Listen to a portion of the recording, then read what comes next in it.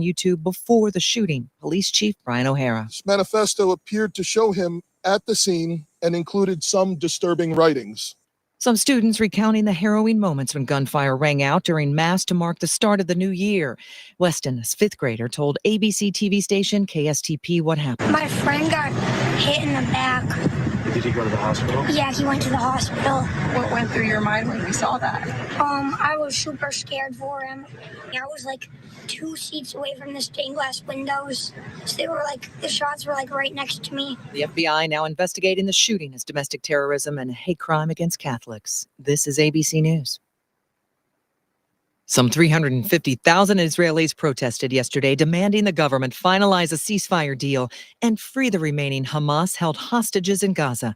It comes as criticism mounts after the IDF deadly attack this week at a hospital in Gaza City. Israel faces global condemnation after a double-tap strike on one of the largest hospitals in Gaza. It killed at least 20 people, including 5 journalists. Prime Minister Netanyahu initially called it a tragic mishap. But the IDF now says the attack targeted a camera they claim was positioned by Hamas observing IDF troops. But they've given no explanation as to why they fired a second time, once more journalists and rescue workers had responded to the scene. ABC's James Longman. One of the top grocery store chains in the country, Kroger, announcing it's planning to lay off more employees. The company says about 1,000 workers in a corporate office will be let go. Kroger vows the layoffs won't impact stores or employees or workers at distribution sites. Michelle Franzen, ABC News. Chronic migraine, 15 or more headache days a month, each lasting 4 hours or more, can make me feel like a spectator in my own life. Botox, onabotulinum toxin A, prevents headaches in adults with chronic migraine. It's not for those with 14 or fewer headache days a month. It's the #1 prescribed branded chronic migraine preventive treatment. Prescription Botox is injected by your doctor. Effects of Botox may spread hours to weeks after injection, causing serious symptoms. Alert your doctor right away, as difficulty swallowing, speaking, breathing, eye problems, or muscle weakness can be signs of a life-threatening condition. Patients with these conditions before injection are at highest risk. Side effects may include allergic reactions, neck and injection site pain, fatigue, and headache. Allergic reactions can include rash, welts, asthma symptoms, and dizziness. Don't receive Botox if there's a skin infection. Tell your doctor your medical history, muscle or nerve conditions, including ALS, Lou Gehrig's disease, myasthenia gravis, or Lambert-Eaton syndrome, and medications, including botulinum toxins, as these may increase the risk of serious side effects. Why wait? Ask your doctor, visit BotoxChronicMigraine.com, or call 1-800-44-BOTOX to learn more. The views and opinions of the following show do not reflect those of WSMN, its owners, and/or associates.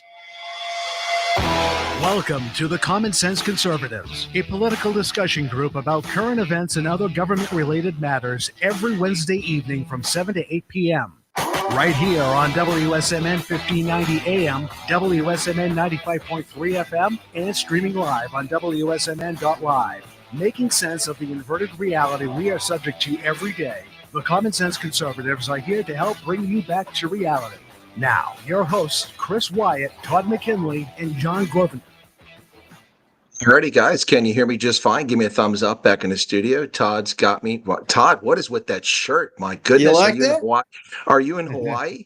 No, I'm in Tampa, Florida for the American Legion National Convention, and I decided, since I only have American Legion shirts with me, this is the only last one I have that's not Legion. So since we talk politics, I can't wear Legion gear. I thought he was doing Miami Vice or Magnum PI. Yeah, man. This is a Magnum PI. This is a Magnum PI shirt, by the way. Okay. I got it when I was stationed in Hawaii. I thought maybe you were Crockett or Tubbs there. I was trying to figure that out. No. Okay. I'm better than those guys. I'm Magnum.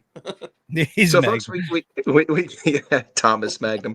We're coming to you from all over the world tonight from merry old England, where I find myself. My apologies to my co-host for not making it last week, but the connection was like sucking through a straw. Tonight, it's a little bit better, but it's not ideal. So hopefully people can hear me just fine here in merry old England. I see Todd is down in Florida, the Sunshine State, the land of liberty these days, they call it, playing the role of Thomas Magnum on the QT. And we've got John Grosvenor up in the studio in Nashua, New Hampshire. And I'm just going to beat Todd to the punch tonight, since I haven't been keeping up on what's going on in New Hampshire. And before we can get into it, I'm going to say, John, what's going on in New Hampshire? Oh, no. There it is. What is going on in New Hampshire? We're just still number one for freedoms in the country. So wrapped around a bunch of liberal states here. But no, I don't have any news. I didn't pull up any of my sources this afternoon. So I kind of quite all right. Dropped the ball on you guys. I'm just trying to beat Todd to the punch because at some point he's going to ask that question during the broadcast, and I'm only here for the first hour. So what's going on in New Hampshire, John? I'm kidding. Well, you know what? I've been really enjoying this nice, cool mornings. Waking up at 52 degrees. I don't know if folks here in Nashua feel the same way, but nice. I'm absolutely not complaining about those nice, cool mornings. Yeah, 52 degrees. That's like heaven for me. And as a Viking, man, that's like shorts and shields weather, Yeah. Short shields and a claymore, and not the ones the Army has, but the ones the Scots carry around. So, guys, I've been out of the country for a few days, and things are just picking up pace. I see that President Trump has issued an executive order to try to get federal prosecutors, to prosecute people for crimes. Now, the media falsely portraying this as an executive order against burning flags, which unfortunately is a constitutionally protected right, according to the Supreme Court back in 1989. So what Trump's trying to do is get them for other things like, inciting violence or, public, whatever, all kinds of other things. So that's what the executive order is about, to make people pay a penalty for it. He's also talking about deploying the National Guard all over the country to Democratic cities. They're out of control with crime. I see that there have been over 1,200 arrests in the District of Columbia, and the National Guard are actually out picking up rubbish, and they're picking up the trash in the streets, but the Democrats are complaining about them picking up the trash in the streets. Todd, have you been following this story, either one of those, the flag or the DC and the National Guard?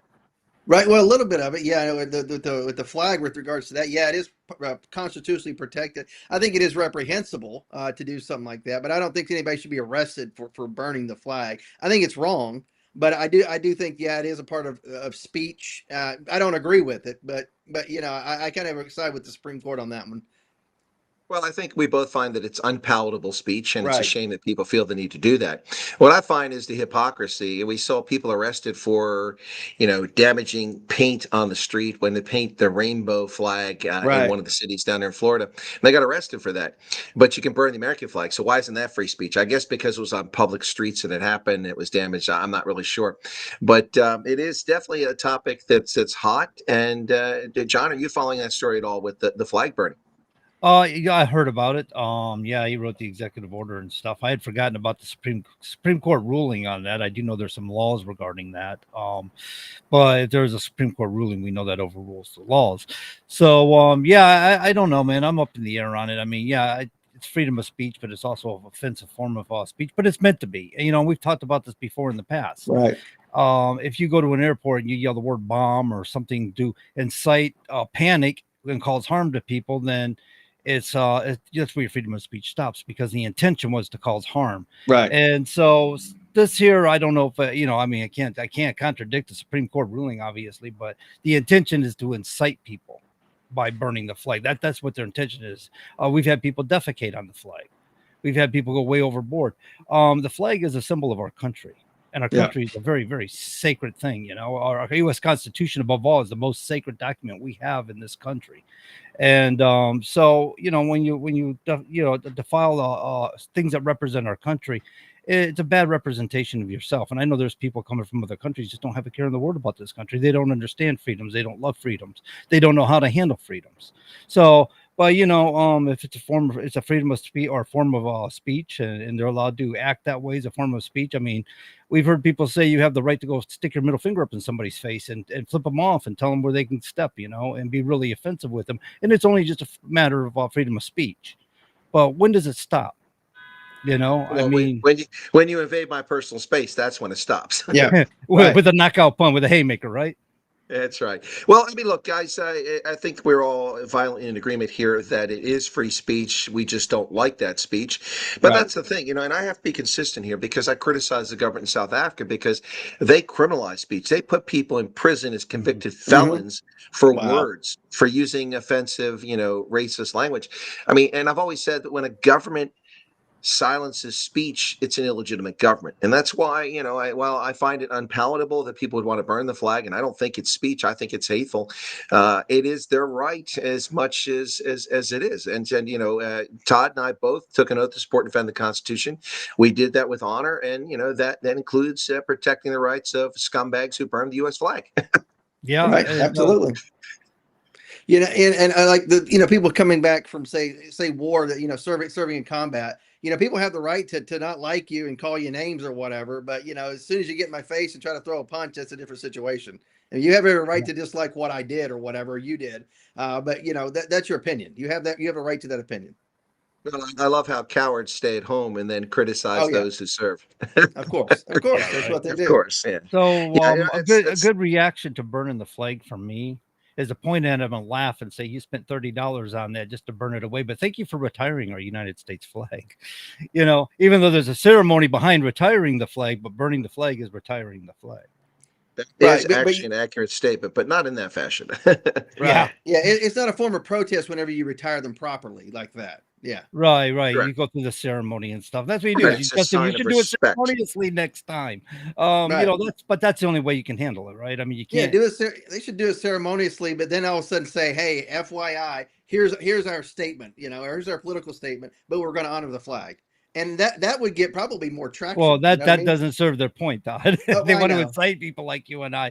I mean, they look down on us. They make false statements That's about true. people like That's you and I. true. They call us fascists. We're anything but fascists. Right. We No, in support fact, your as right we to s- burn the as- flag, so therefore we're not fascists for crying out loud. We're not Exactly. we're not You know, tracking you down and putting you in jail. we are not trying to silence your speech and have you banned on Facebook or Twitter or Right. YouTube like they did to us. Demonetize you and all that. That's right. We protect your right to free speech. We may not agree with it and find it reprehensible and won't hang out in polite company with you. In fact, would kick you off our lawn. You know, it says, Get off my lawn. that's where I was going with that. Get off my Okay, lawn. sorry. But no, that's okay. But it's fine if you steal my thunder there because that's exactly where I was going with it. I'm glad to see people are tracking with me there. But listen, it is unpalatable speech for most Americans. But I understand what Trump is trying to do. There are other crimes are committed. You know, public. I started to say public intoxication, urination, but that's not it. In some cases, that may be the true case. But the bottom line is that people should be able to find a better way to register the complaints than burn someone's flag. You know, I was at the rugby this weekend here in England, and the anthems were playing. So I stood up politely. I don't know the anthem of Brazil, but I stood there at attention when it was playing. And then the South African anthem played. I'm a supporter for South Africa, so I put my hand over my heart and I sang the anthem like I do with the U.S., the Canadian, German, and French anthems, all of which I know. Anyway, so I sang the anthem, and this guy walks up to me and kind of looks at me with a drink in his hand, like, "Could you move?" You know, and he said to me, "I'm like," I kind of looked at him as I was saying, like, "Are you high? Have you no respect?" I didn't say a word, but I mean, it was, you know, if I was Medusa, he would have turned to stone. I mean, I'm telling you, but I think he got the message and he went and tried to go another way. But I mean, how disrespectful, rude people when a country's anthem, and this happens at games all the time. And it happens in America. It really irritates me in America when the national anthem is playing and people are walking around and spilling their beer and being jovial. Have a little respect, otherwise go home. You have no business being there. Have a little bit of respect. It only takes a moment. I remember when Sinead O'Connor refused to sing our national anthem, said she's not American. She's not going to sing it at a concert in the United States of America. And people got offended by it. And the left, people got very offended by it. She did pass. You're right, she did. But SNL being a leftist outlet, we're making a lot of jokes about her.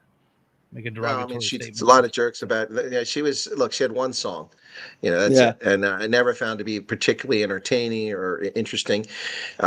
So she's passed, and I guess her son passed shortly before her from cancer, and then she passed from cancer as well shortly after that. But yeah, she's a nasty person and a hateful person who hated America. So screw her, and you know, bye, good riddance. But my point wasn't about her. My point was the people on the left got very upset with her, and these people now today would be supporting her.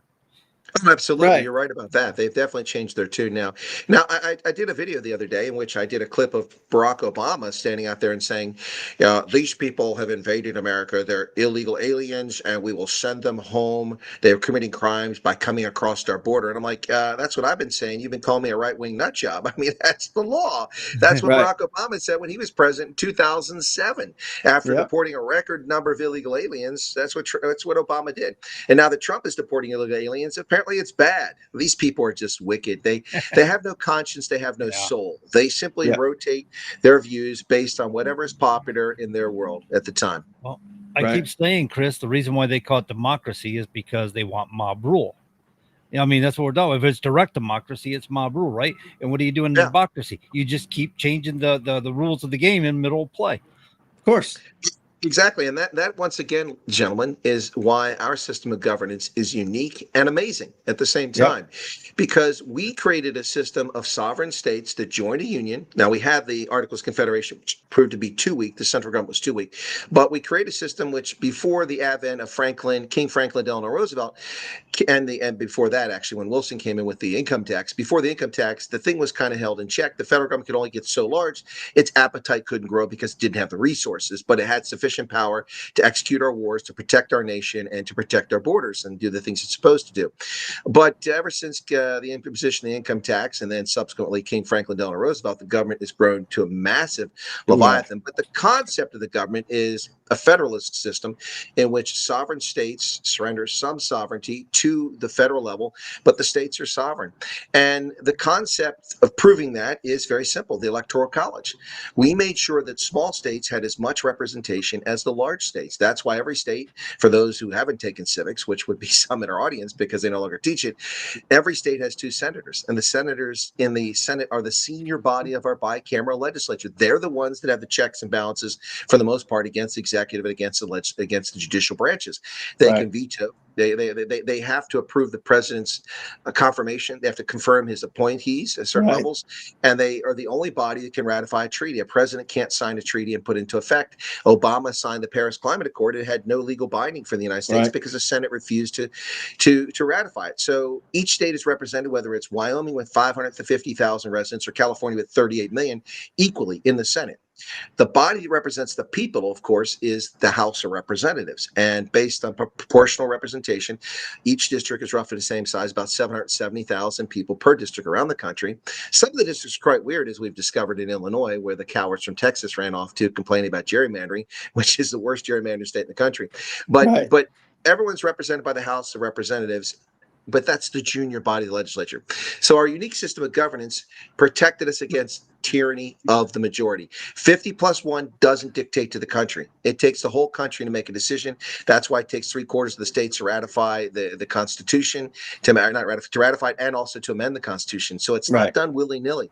And I think our system is amazing. It's unfortunate that people don't get civics or leftists try to undermine it, John, because it is unique in this planet. No one else has a system like ours.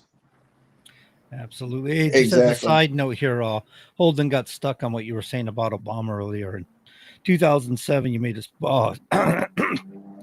made a statement about Obama was stumping on the idea of that illegal aliens, yada yada. Whenever he ran for office in 2016 is what I meant there, 17. Yes, before he left office. But he was running for office in 2007, saying the same thing. Yeah, exactly. I misspoke. Yeah, you were correct. Obama wasn't president until 2009 when he came in January 2009. After 6 years in office in 2016, that's when he made that statement. So my apologies for getting that incorrect. Okay, so there. I think he may have been stumping on that too, was it? Yeah, he was campaigning on that too. Right. He was campaigning. He did. He also campaigned against gay marriage. Remember that? He was against gay marriage until Benghazi, and then he needed distraction. Suddenly he was for gay marriage. Notice how it changed. I don't think he needed distraction. I just think he was for it all along. As typical politician, he's tell they're lying because their lips are moving. I mean, come on. Right. Yeah. Well, speaking of the World Cup that you're over there covering, I saw a little bit on ESPN. The women, U.S. women, got pretty much decimated by, was it England, I believe, the other day? Yeah. Well, to be fair, England had won 56 out of 57 matches, globally before that. So they're the top ranked team in the world. It's tough to beat them. They're the reigning world champions from New Zealand in 2022. It was for what was supposed to be in 2021. So yeah, it was a tough draw for the Americans, and actually it was competitive for the first 30 minutes. It was 14-7 for a long time, and then the Americans got a yellow card from one of the more experienced players, Lev Kelter. She foolishly reached around and smacked the ball down in a position you're not allowed to do, and got a yellow card. Was out for 10 minutes, and then they ran into 2 tries, leaky defense, and suddenly it was 28-7. But the Americans had the ball at the end of the first half, and they were down at the try line, about to score. And I looked; it was there in the field. But I could see the wing, and I used to play wing, so it gets my attention. The wing was wide open, but they insisted on being stubborn and trying to push it across the line where all the defenders were. And what happened is what's called held up. In other words, in order to score in rugby, you have to get across the line, but it doesn't count until the ball is put down on the ground. You have to touch it to the ground, Right. and you have to have positive pressure. So when it's held up, that means the defender's got their hands or foot or some part of their body under the ball, so it can't touch the ground. Oh, wow. That's so cool. And so that's what happened. They were held up. That's the signal right there for those who are watching this. Held up. Okay. Not a radio audience. So it was held up. So what happens is the defenders get to kick it from the goal line, and you basically lose about half the field because they'll kick it halfway down the field, and you got to come all the way back down to the scoring position. And when they did that, instead of passing it to the person on the right who was wide open and could have dove over and scored the points, we got no points. That could have made it 28-14 in a very close game. But instead, they kicked it down the pitch, and then the player who got the yellow card, the experienced American, Alev Kelter, she just came back in the game, and it's kicked to her, and she dropped the ball, and it's a knock-on, a turnover, and so England gets the ball back. They kick it down the pitch, they get close to the try line, they run in another score, and suddenly it's 35-7 instead of 28-14. The game was over. Second half, they just destroyed them. But all the games, except for the Ireland and Japan game, have just been, blowouts, every one of them. I went to South Africa game, I went to Canada game against Fiji, all blowouts. The Ireland game was the only competitive game so far, but it'll get more competitive as they get to the knockout stage in a couple weeks. Can I ask a question? How do, and I probably asked this before in other shows, how does scoring work in rugby? And so I don't have to Google it. Sure. So to score, it's called a try. You have to cross into the end zone, essentially, for Americans, and you have to put downward pressure, positive control to touch the ball on the ground inside the end zone. That gets you 5 points. And then depending on where you score from, if you score right in the middle of the field, under the post, you kick straight on. But as you move out, you have to kick from an angle, and the chances get reduced because the angle is more difficult to shoot it straight. So you want to score in the middle of the field as often as possible, but sometimes you have an option. The only option is to score in the corner. It makes it very difficult. You get 2 points for a conversion. So if you score a try and then you kick it between the post, you get 2 points. That's 7 points. Also, you can get a penalty. The other team gets a penalty, and you can kick for points if you're close enough, and that's 3 points. And you can also do what's called a drop goal. Anytime in the game, you can just kick the ball through the post, and it's become more common recently, but for years it had become pretty uncommon. Back in the day, 40, 50 years ago, you saw it a lot because people didn't score very often, so they tried to kick it through the post. But then it kind of disappears in art. It's come back in recent years, and so that's called a drop goal. So it's either 5 points for a try, 2 points for a conversion after a try, and 3 points for a penalty or drop goal. And that's how you get your points in rugby. That's how you get these really weird scores. So it's kind of like American football, except for it's 5 points and 2 points for the extra point, if you will. Versus one. Exactly. Yeah. Okay. Exactly. All right. Cool. Yep. Thank you. I'm curious if they're wearing safety equipment, or are they still going with just shorts and a t-shirt? It's a jersey and shorts. There's no real. I mean, sometimes they have a little bit of shoulder pad, tiny thin pads here, but they're not much of anything. It's. I've noticed small little helmets, like little thin. The scrum helmets, and the reason for that is that when you get into the scrum, the ears get damaged, and they wind up with cauliflower ears from the scarring, and it's pretty hideous looking. So a lot of players will wear the scrum helmets, which are just they're just cloth to protect your ears. So you still see lights when you hit your head against somebody else. I imagine you would. No, I have to give rugby union a lot of credit. Unlike the National Football League, they've taken head injuries very seriously because they're not wearing helmets as such. And so for years they've had a concussion protocol for a long time. And so what you get is an HIA, head injury assessment. So they have sensors on the jerseys, and a player gets hit a certain way, or they wobble, whatever, they can detect that. And the medical staff can call the player off, and they have an obligation to do it. They can be in a lot of trouble. They call the player off, they assess them, and then they go in for a 10-minute minimum period where they have to be assessed and have to go through concussion protocol to see if they've actually got a concussion. And if they fail it, they don't come back in the game. And that happens quite frequently. I imagine. Well, that's good. That's good. I thought it was just tough guys busting heads and like, I can't hear, I can't see, How is the dental program on the rugby teams? Well, unlike the National Hockey League, a lot of rugby players do have their actual teeth, so they tend to wear mouth guards. So that's usually not an issue. And it's a physically challenging game, a rough game. But the thing is that it's not like soccer where you have people acting like pansies, falling down, crying every time somebody breathes on them. And it's not LeBron like James. football. Yeah, or basketball where it turns into a freaking street fight with a fight with a bunch of brawlers.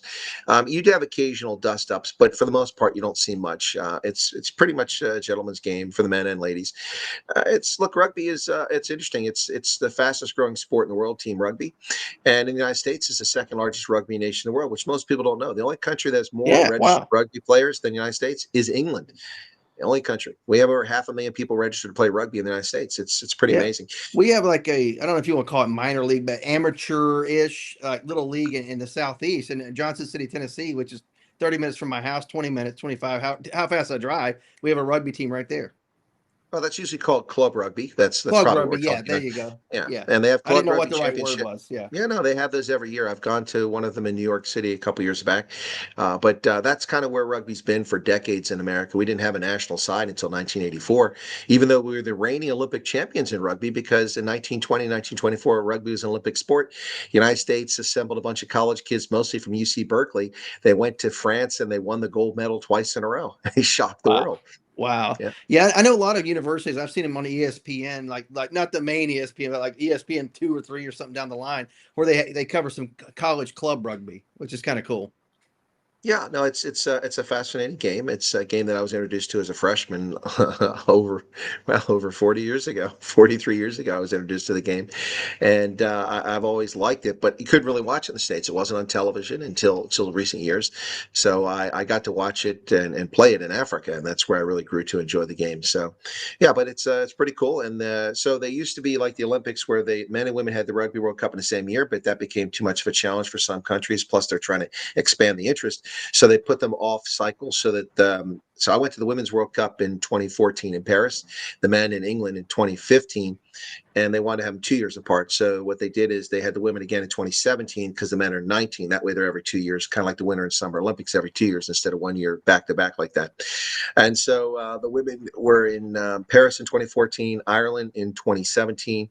2021, they're supposed to be in New Zealand, but the cowards delayed it because of COVID to 2022. So they played 2022, and here we are again. So it's the second time in the last decade they've had a 3-year cycle, which is kind of weird, but they're back on track now. So the next one will be, this is 25 and 29, and that one's actually in the United States. The next Women's World Cup is the United States, yeah. And then the Men's World Cup in 2031 will be in the United States. Oh, good deal. Heck yeah, I'll check some of that out. I mean, it's interesting to me, even though I don't quite understand everything, but just the competition is kind of cool. Go ahead, John.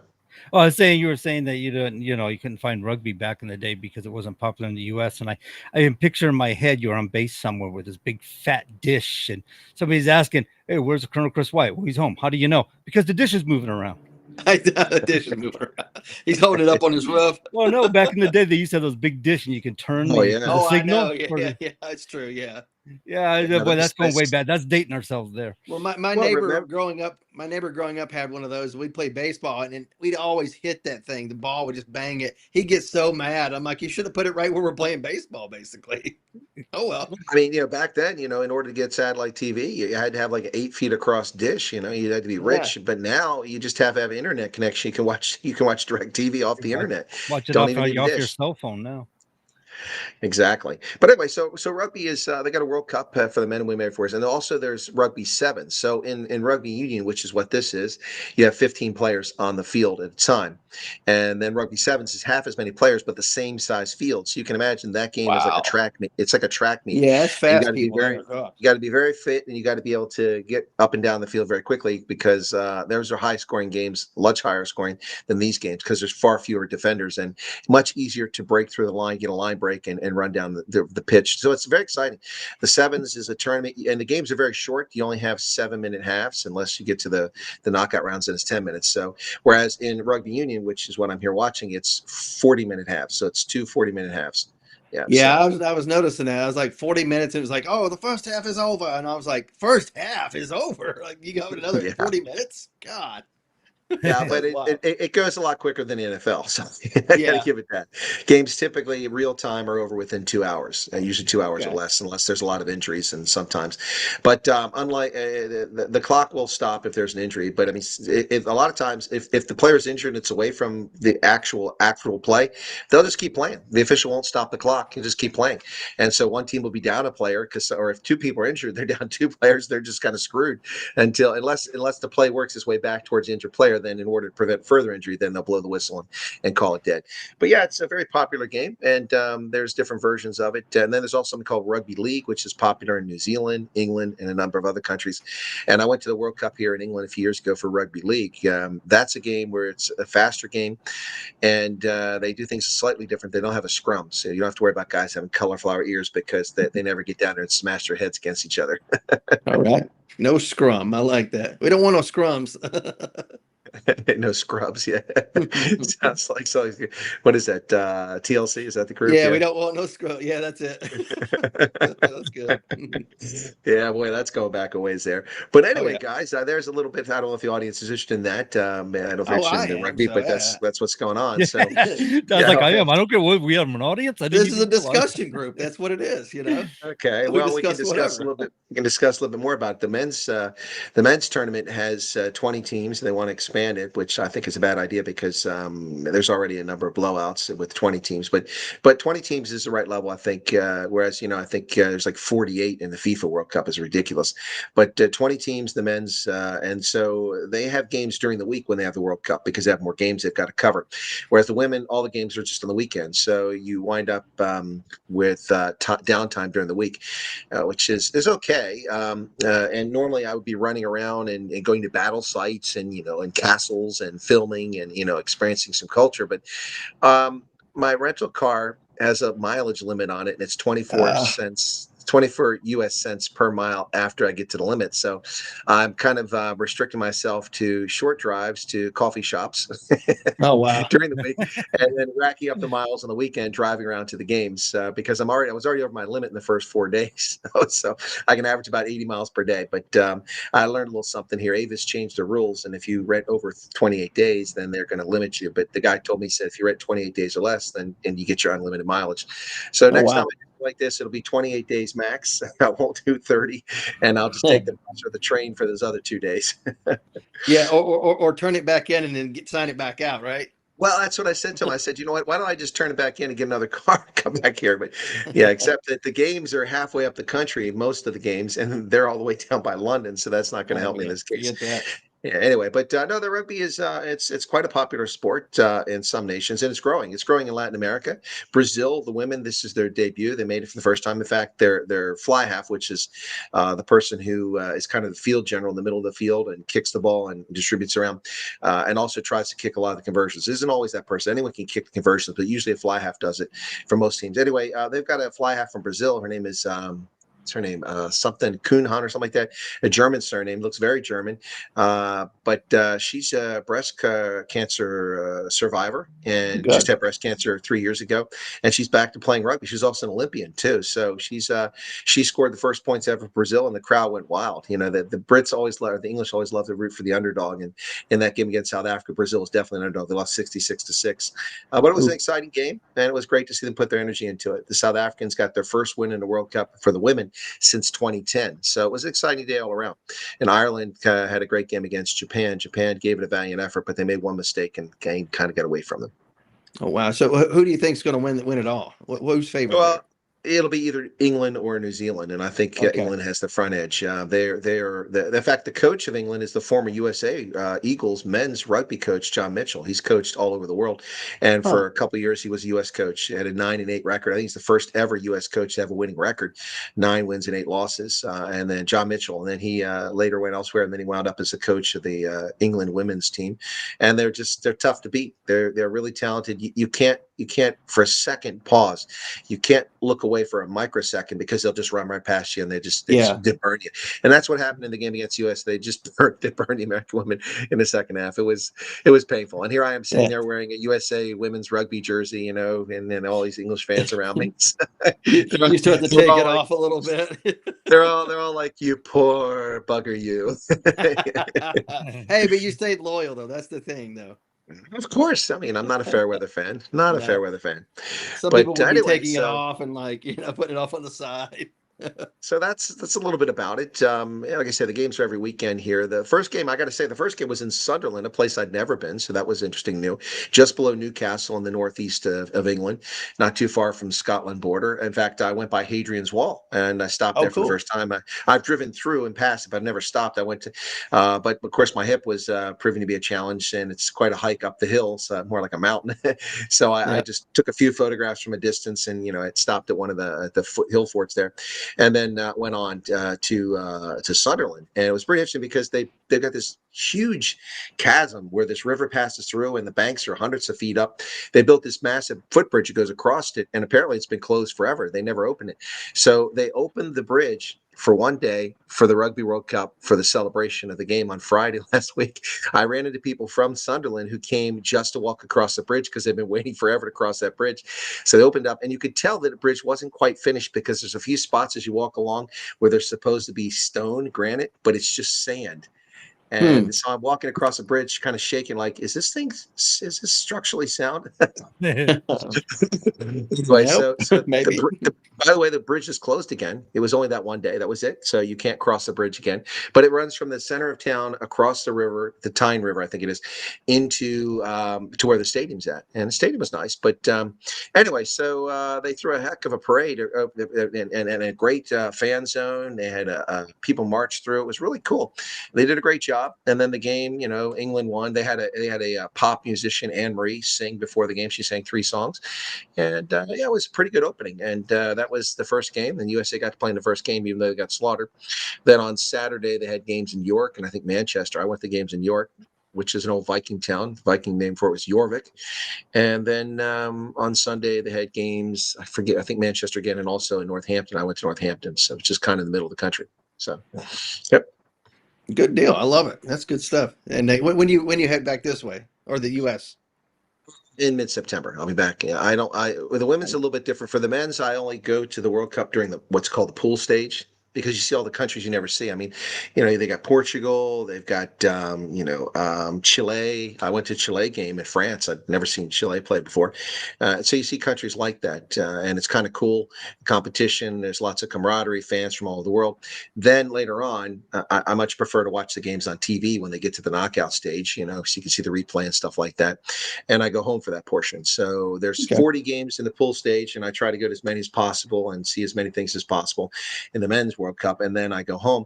For the women, it's kind of weird because the first one I went to, I was in Stuttgart for conference, and the women were playing in Paris that weekend. I had the weekend off, so I bought a ticket. I flew from Stuttgart to Paris. I went to the women's game, and I actually was there for the final, for the semifinal and the final, which was pretty cool.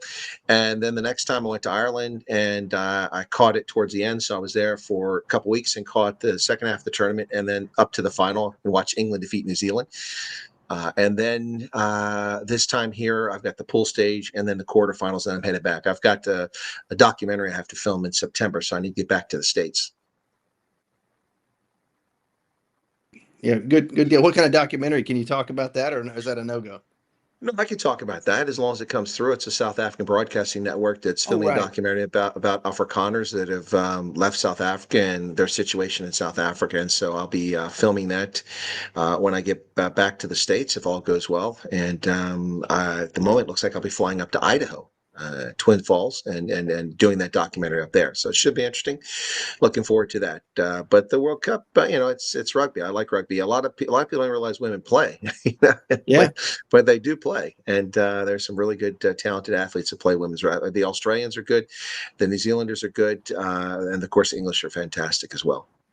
And the USA used to be good. In fact, in 2017, we played for the bronze medal game in Ireland, and then lost and came in 4th. And since then, they've kind of gone downhill. Now they're 10th in the world, so not nearly as good as they used to be. Sad, but yeah, I'm glad we were at least competitive at some points, right? And sports we don't generally play. That's good. Yeah, no doubt about it. So to get back to politics for a little bit, because I won't be able to stay Sure. for the Sorry. second hour. No. I'm just saying, just for the audience, we get back to the politics for a little bit. So I see that the Democrats are losing their mind because Trump is talking about deploying the National Guard to more Yes. cities around the country. It's funny because here in the UK, you're going to get very much slanted news of what's going on with Trump and what it's all about. So it's kind of odd to see the news here, but they're talking about the 50% tariffs on India that are still in play. What about the tariffs? Are they getting a lot of attention in the States, or are people just kind of quiet on the tariffs since I've been gone? No, I mean, not really talking about it too much. Everybody's praising Trump for what he's doing with law and order, and apparently people in D.C. are coming out and supporting the National Guard and the police now, and they're thanking them for cleaning up their cities. People were scared to go outside in some of the neighborhoods, and now they're like, man, we can actually go out on the streets now, and that's what I'm hearing from a lot of people, which is great. And I heard the same thing before I left. Of course, I was down in D.C. just before the Guard got deployed out there. But I got to tell you, Todd, I think you and I'd have some problems with some of this. I mean, ponytails in uniform, people with shaving profiles that look like they haven't Right. shaved as long as I haven't shaved. I mean, that's But ridiculous. That's I not think I acceptable. think they changed the regulation. AR 670-1 has been changed, so you I can have I certain. I know Yeah. they changed the regulation. What I'm saying is that neither one of us would be comfortable with that. I mean, Oh, no, I, no, I no. can't, Yeah. I can't get female officers, particularly senior officers, having ponytails hanging out the back of their fatigues, and also wearing earrings in combat uniform. What's the point of wearing Right. fatigues Yeah. if you have earrings and a ponytail? It's You don't, Right. you the don't word do is uniform. You Right. don't put yourself, uniform. You don't put yourself in a position if they're there for a position if something happens, right? And so if you have to take action, you're in a confrontation. You're wearing jewelry. That's like the worst thing you could be doing. Yeah. And I remember Yeah, back no. when the Air Force has been able to wear it for years, the earrings and Yeah, well, ponytails, but I don't know about the the, ponytails. Were they the allowed to, I know studs. they had studs. They had pearl studs they were allowed to wear in Yeah. uniform. But it always struck me as bizarre. Why in the world would you wear earrings in camouflage uniform? It kind of missed the point altogether. I don't get Look, it. the purpose of the military is not to make you feel feminine, not to make you stand out. The purpose of the military is for one team, one fight, to accomplish the goal, and that's why we all look the same. We always make allowances. Don't force women to get butch haircuts. They're allowed to put their hair up. And I know it Sure. causes problems in Kevlar helmets, but hey, if you're in a unit that goes to the field a lot, then cut your hair. Yeah, I mean, you got to be able to protect yourself, and that helmet may actually save your life. And some people say, "Oh, it won't save your life." I'm like, I know dozens of Oh, people who've been shot in the head, and it saved their life. Or so, yes, it does. Well, if you don't get shot in the head, it just as well. But the shrapnel, man. I mean, there's a reason you wear a helmet. There's a reason why you wear a hard hat on a job site, on a construction site, right? Because if rocks and stuff get bounced around or fall off from a high object, it can be damaging if it hits you in the head. But that'll stop and prevent it from Think causing about that damage. Think about their modern warfare, global war on terror, especially Iraq, Afghanistan, with modern body armor and everything. You see all these amputees coming back, people coming back with all sorts of massive injuries, which would kill you, but it's caused the body armor has kept them alive. And a lot of people are like, "Man, I missed my arm, but I'm glad to be alive." You know what I mean? It's because of the body armor that I'm alive. in fact, the Kevlar helmet that we wear, which is pretty much unchanged since the early 1980s, it's very reliable. It's fantastic for ballistic purposes. Yep. And I was sold on it just before I went in the Army. I came in the Army in 1983. And I remember Grenada, we had an NCO that was shot square right in the middle of the forehead by an AK-47, and it did not penetrate the Kevlar. He's alive today. Otherwise, he would have been dead. It was shot right in the middle of the head. Yeah, but so I remember that story. And then so the moment I got to wear Kevlar after basic training, because we had steel pots, and we still had steel pots in Germany when I got over there. It wasn't until about a year after I got there that we finally got Kevlars fielded around 1985 in Germany. I was happy. The only problem with the Kevlars, of course, is you got spoiled with the steel pots because it was basically a way to shower. It was you could put hot water in it and bathe with that, but you couldn't do that with a Kevlar because all the webbing was inside there. It just didn't work. Right. You didn't have a liner you could take out. Right. Yeah, exactly. So it was just, that's right, because it's all one piece. Whereas with the steel pot, you had a liner that went inside. It was kind of like fiberglass, and you could pull it out and then a steel pot. But that steel pot didn't protect anybody, man. That thing, I don't know what it was meant to stop, but it wasn't going to stop any bullets. Maybe a little, fleck of steel that was flying, from a small distance. fragments. Yeah, that's about it. But Kevlars have definitely definitely been a game changer protecting soldiers. Also on the battlefield, we now have the bandages have that stuff that's made from crustacean shells that staunches the bleeding. Yeah, absolutely. Yeah, right away. It's kind of like those styptic pins or whatever they're called for whenever you're shaving. It's like a bunch of that kind of, if you will. You put it right on there, you're clotting right away.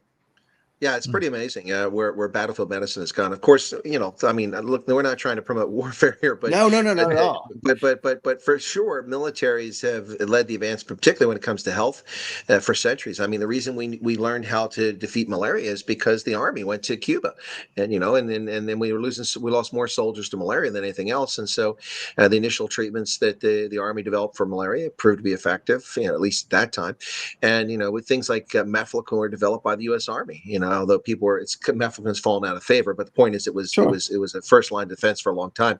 But military medicine has always been ahead of much of civil society as at a necessity to save lives. True. And think about the technology that we use on a daily basis too, that comes from military research development, and of course the space programs as well. That's helped with our technology. Well, imagine this, that William Shatner, Captain Kirk, got to live long enough to use a communicator, a cell phone, and fly to space. Right. He did. He was 90 something, right? He's still alive, kicking, by all the of his way. fantasies came true. Exactly. Yeah. So it all worked out for the him. only one from the main cast that's still alive, I think, right? Of the original series, I believe. Sulu is still alive. Sulu, yeah, he is still alive. Correct. Yeah, that's right.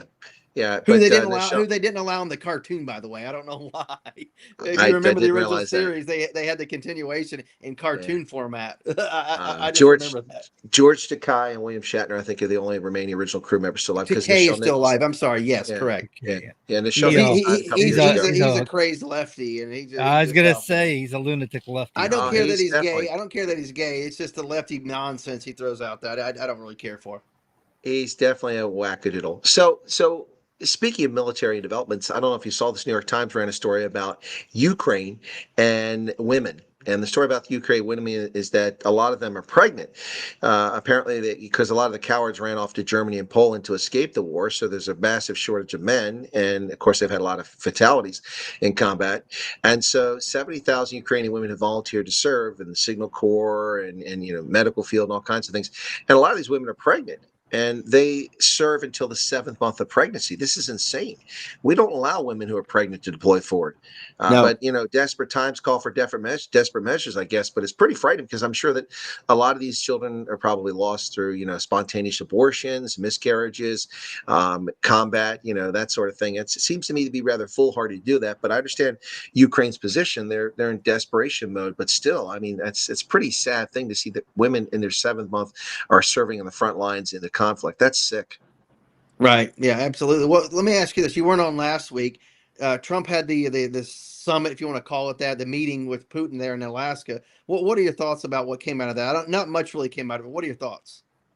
Well, I think a lot came out of it. We just don't know what came out of it because they didn't disclose it. So that's my take on it. I watched it and I actually broadcast it before I left. And my take on the whole thing was that it's kind of what I expected. I didn't expect to see any major news come out of that situation. I expected to see that they would meet and Trump would then talk with the Europeans and Zelensky and try to sort something out. But I suspect that Trump kind of gave Putin the riot act. He said, listen, dude, jig's up. We're not playing this game anymore. Joe Biden's not here. We're not going to fuel the Ukraine, but we're also not going to, let you guys get a free pass. This is enough, this bloodletting.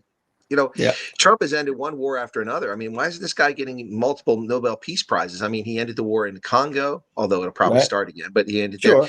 He ended the war in the Caucasus. It's just he kept North Korea from launching intercontinental ballistic missiles his first time around. The Abraham Accords. He ended the war in Iraq. He ended the war in Afghanistan. The guy. Nobody's ended this many wars in the history of humankind, and they still look at him unfavorably. It's really a twisted world. The Nobel Committee are full of a bunch of leftist lunatics that really need to get their act together. I know that the prime minister, I think the prime minister of Pakistan is nominated Trump for the Peace Prize, and a couple others have done it as well. It's time they give it to him. I mean, they gave it to Barack Obama, and then he started 3 wars. and killed Americans, extrajudicially. Remember that? I think they gave it to Obama just before or just after he went into office. It's like he didn't even get a chance to do anything. They already gave it to him. Right, because they what was one of the Nobel, one of the people on the panel said it was because the ideas of what he was talking about is why he got it. I'm like, get out of here! You don't get a Peace Prize because of the ideas you have. I could sleep all day and have dreams, and like, do I get a Peace Prize because of my dreams? No, I don't think so. Same thing. The Nobel Committee gave Yasser Arafat a peace prize, and this guy's a noted terrorist and who never did Right. anything for peace. And he PLO. refused the Oslo Accords were there, and they had an agreement for a two-state solution. And now we hear the left crying about let's have a two-state solution. Well, the two-state solution was offered, and Ehud Barak lost his prime ministership because he put it all on the line. And the Palestinians walked away from it because they didn't want it. They don't want a two-state solution. They want the elimination of the Jewish state. They want the Jews driven into the sea. They want the Christians driven into the sea. They want to change history in a way that it never existed. Christians were there long before, and Jews were there long before Muslims. The Johnny come latelys on the scene. It wasn't until 623 that they emerged out of the Saudi Peninsula. Christianity predates that by a long ways, and then Judaism by 5,000 years. So, listen, it's interesting how the Nobel Committee just hands out these things like bubblegum to noted terrorists, and Nelson Mandela got one too. But to be fair, I think he and de Klerk deserved it because they had basically a peaceful transition for the most part into post-apartheid South Africa. But Yasser Arafat, give me a break, man. That's just ridiculous. Yeah. Oh, big time for sure. Yeah, they're just thumbing the nose at people that love freedom, democracy, and liberty. That's what they were doing. Yeah, well, the Trumpster, I don't think he's going to get one because they just don't like Trump. But it's a shame because he certainly deserves one for, ending conflicts. He's the peacemaker. He's the biggest peacemaker we've seen in living memory. I mean, it's pretty crazy. I don't know, Chris. Anybody who just takes office and wins elections riles up the left by doing so. And the left people go out in the street and riot and carry on with Antifa like they do. I don't know. Does he deserve one? Well, listen, I criticized Trump in the first term quite a bit because the federal government did very little to stop the insurrection in Seattle at the Capitol Hill Autonomous Zone. Think about this. Trump has two people who ran for president as Democrats. One eventually had to run as an independent, talking about Kennedy, in his cabinet right now. Think about that. Yeah. Tulsi Gabbard and RFK Jr. Right. And Tulsi was here today at the convention. I got to hear from her. She spoke for about 20 minutes. And then after that, the VA secretary came and spoke for about 25 minutes. They were both pretty good. Several people were rumbling about, Tulsi, it's like her politics. She's an opportunist, this and that. I said, yes, she may be an opportunist, but at the same time, she's on the right side of this at the moment. So, let's give her a shot and see what happens. Where are they getting the idea she's an opportunist? Because she's the one that put her neck out there. She's the one that left her party and pretty much called them all out. She had nowhere to go. It was just a couple people sitting around me, and then a couple people disagreed with that. They're like, let's give her a shot, and see what happens. And that's what I said. Let's give her a shot, folks. I'm one of those people who have served in the intelligence community, and I don't think she's even remotely qualified to be in charge. She's not. I agree with you on that one. But at the same time, I say, give her a shot to prove whether she's genuine or whether she's just being an opportunist. I think I was one of those guys that thinks, okay, she's an opportunist, but I want to see where it goes. You know what I mean? To be honest with you, I always thought Tulsi Gabbard was more about Tulsi Gabbard and her ability to position herself. I agree, but I've come to the point now where I want to see where it goes to see if I was right initially. That's what I want to do right now. Well, you're going to find out eventually. I mean, it is. Oh yeah. The true colors will come out if my initial thought was right. Yeah, you're right. Did you guys see that Kamala Harris, I believe, broke federal election law? I'm pretty confident she broke the federal election law because what they did is that they burned through $1.5 billion in just 15 weeks. How do you do that? Yeah. Trump spent like a third of that and whipped her, but they won every single battleground state and one electoral college and the popular vote. But she burned through $1.5 billion in just 15 weeks and wound up 20 million in the hole. Remember that was initially reported they were 20 million short. So apparently the Democratic National Committee gave her the 20 million so she could falsely claim that she had balanced books when her campaign was over. And now she's pimping her donors to pay back the Democratic National Committee. I'm pretty sure that violates federal election law, but I guess we'll find out if anyone goes after her. But I think most people just want to see the backside of Kamala Harris. No one wants to hear cackles again. She's just right. Yeah, she's not running for governor in California. Right. Thank goodness. I'm glad you said that. Speaking of California, I saw today there was somebody posted, and it said, a picture says 1,000 words, and it was Gavin Newsom with his little security detail and his little entourage walking beside homeless people, him ignoring them with a nice latte in his hand, just walking like this, and nice sunglasses that were probably worth $200-300. And the suit he's wearing probably was $1,200 suit. That's gruesome. Gavin Newsom, all right, completely disconnected from the people, the peasants of California that he's impoverished through his failed policies. In that picture, there was a homeless guy kind of looking back, kind of like trying to say, "Hey, hello, give me," and he just head was up, latte, walking forward. That was it. Well, you do Yep. realize he wants to run to be president of the United States, but wasn't Not it gonna his own happen. people in California was trying to recall him? I mean, Not gonna happen. what kind of look is that for somebody who's a Yeah. presidential candidate? I've got family out there in California, and then some of them are friends with a lot of Democrats, and they're like their Democrat friends with like wanting to recall him as well because he's so horrible. Yeah. Well, I've lived in California twice. In the 1960s, as a small child, when my mother worked for the LaBiancas, of course, you Oh met no! them.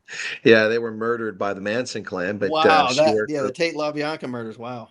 Yeah, she was a teller at the grocery store that LaBianca's owned, and we left California after that. And then I lived there as an adult, and I can say that the land of milk and honey has become the land of the sewage and homelessness, and it just Yeah. totally broken. And I haven't gone back to California since 2018. That was enough. San Francisco was disgusting. People defecating Yeah. on the streets, Yeah, I was right out. there in the corner. Yeah, Ugh. I was in Didn't San Fran. lose anything out there you had to go find, did you? I was in San Fran a few years ago, man. You had to dodge turds on the side of the road or the sidewalk. You know, people just defecating, like you said. Don't talk about Antifa like that. They got feelings. You had to dodge turds, yeah. And Yeah, no, it's look. I had toothless prostitutes walk up to me after I walked out of motel. I mean, like I used my points because I couldn't afford to stay. There was $485 to stay in a Hampton Inn in San Francisco, and I Oof. walked. I didn't pay that. I used a lot of points, like 100,000 points on Hilton, and I walked out the street to stretch my legs after I got there because I'd flown in and took the train up there. And I walked down the street and a toothless prostitute comes up to me, and then I'm like, sorry. And then I look down the alley where she was trying to come out of, and I see rats the size of dachshunds running around, and then I Wow. walk to the corner, and a guy across the street, it's like 11 o'clock at night, drops his pants and defecates right there on the street corner. I'm like, what the heck? And then, I cross the street and I make sure I go around what he left behind, and there's hypodermic needles on the street. And folks, I'm not making this story up. This is just 3 blocks from where the new Candlestick Park is, or whatever they call that, where they play. Yeah, down on the baseball water, right? The beautiful stadium, and it's like you have that and all around there. Yeah, and then the next day, as I'm in the morning, as I'm walking 2 streets over into the center, the heart of San Francisco, the shopping district and everything, like where the streetcar comes down, it does a little turnaround there, the rice-a-roni moment there. The cops are walking around with disheveled shirts, their guts hanging over their belt, Oh yeah, their just shirts unbuttoned, awful. their cruisers with dents and rust in them. I'm like, this is law enforcement. I mean, this city is completely gone. And of course, this is where Nancy Pelosi is a representative of. Yeah, buddy of mine, he was out there. He said he witnessed a fist fight, and like a police officer, he points over and he goes, and the police officer goes, that was it. Exactly. Whatever. They just tolerate everything out there, and as a result, you have lawlessness, and you have your drug addicts, and you have all kinds of problems out there. It's a shame because San Francisco is a lovely place. The last time I've been there before 2018 was 1989, a month before the earthquake, the Northridge earthquake, which was it was incredible. It was an amazing city. I absolutely enjoyed it. I stayed at the Presidio of San Francisco, so it was still a U.S. military installation, and that's of course around the time they filmed that movie, The Presidio, with Meg Ryan right after that. That's right, that was Sean Connery. Sean Connery, yes. That's right, Sean Connery, and what's his name? The former USC guy, the guy played in NCIS. I think he was in that, wasn't he? Yeah, he was a Stanford quarterback. Yeah, Stanford quarterback. Yeah. But you know what I'm talking about. Anyway, yeah, I know you're talking about. Yeah, so that was they filmed that, and they did that at the Officers Club, and I was staying right there by the Officers Club, so it was pretty cool. But it was a fantastic time out there. But then I came back in 2018, like, ugh, this city is gone. It's so sad to see, and it's still outrageously ridiculously expensive to do anything in San Francisco, and it's just gone to the dogs. It's such a shame. California was such a paradise, and it's just been ruined by out of control illegal immigration and leftist political authorities that have nothing but disdain for tax-paying citizens. Yeah, Lucasfilms and I think Industrial Light and Magic has some offices right there in the Presidio. We got to do a minor tour of some of that and walk through some of the offices, which was cool. A friend of mine who I was on the trip with, he knew some people who worked there, so they got us in. We got to walk around. It's kind of cool seeing all that stuff.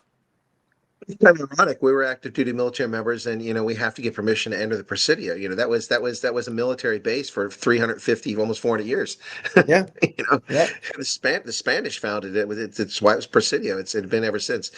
But yeah, so folks, I'm still in England, and I'll be here. So next week, wherever I'm at, I'll try to dial in from there and see how it goes, and we'll we'll chat again. But you guys got the next hour. I'm sure you've got plenty to talk about. The Trumpster's keeping everybody busy and on their toes. I hear a lot of people complaining that he's become a socialist because we have a stake in Intel now. Yeah. We'll be safe over there. Hopefully we get some more updates on rugby next week. I'll look forward to that. So I'm going to check it out on ESPN and try to get into it. Well, it's a fantastic game, and I think you'll find it interesting. The problem with rugby in the States is you can't find it on broadcast networks. So you have to have a lot of subscriptions. All right, folks, that's the first hour. I'm going to hand it off to my colleagues, Todd McKinley and John Grosvenor, for the next hour. Thanks. And from England, cheers and enjoy the rest of the evening. Take care, guys.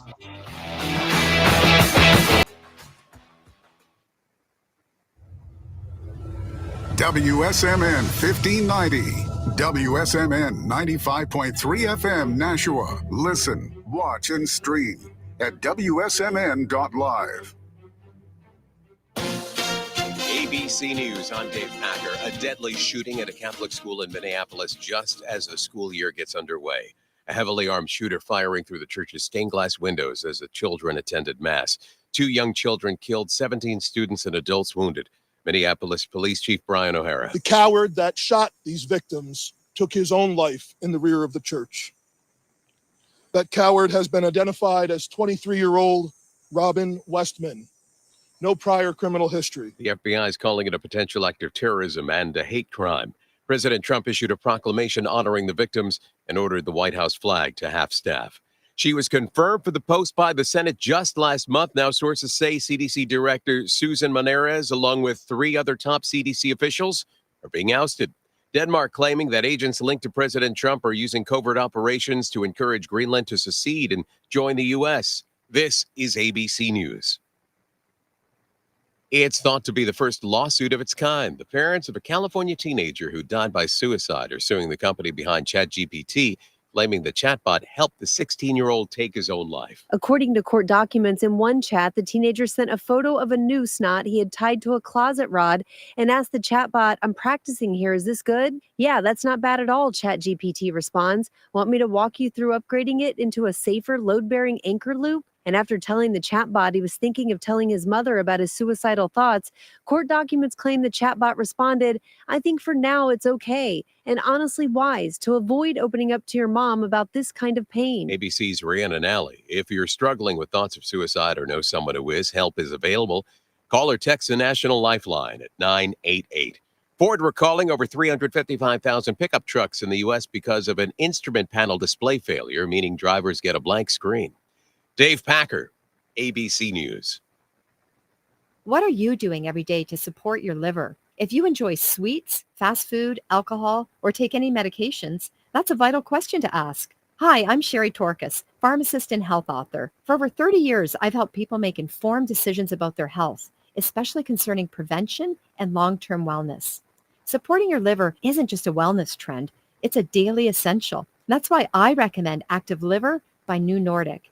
It's made with plant-based ingredients like milk thistle, turmeric, and globe artichoke, herbs clinically studied for their protective and restorative effects on the liver. Active Liver blends traditional herbal wisdom with modern scientific research. Not all supplements are created equal. I trust Active Liver because it's backed by science, meets strict quality standards, and delivers true daily liver support. Protect your liver and give it the support that it deserves by making Active Liver from New Nordic part of your daily wellness routine. Find Active Liver in stores at your local CVS, Meijer Grocery, or online at Amazon or NewNordicUSA.com. Continuing the legacy started in 1904, Roger Pellerin of Gate City Monument Incorporated continues to provide the same high-quality monument, custom headstone, and stoneworking craftsmanship today that they built their reputation on over 100 years ago, servicing Nashua, New Hampshire, as well as nearby areas in Massachusetts, such as Lowell, Billerica, Chelmsford, and beyond. From creating custom monuments to memorialize, to landscaping and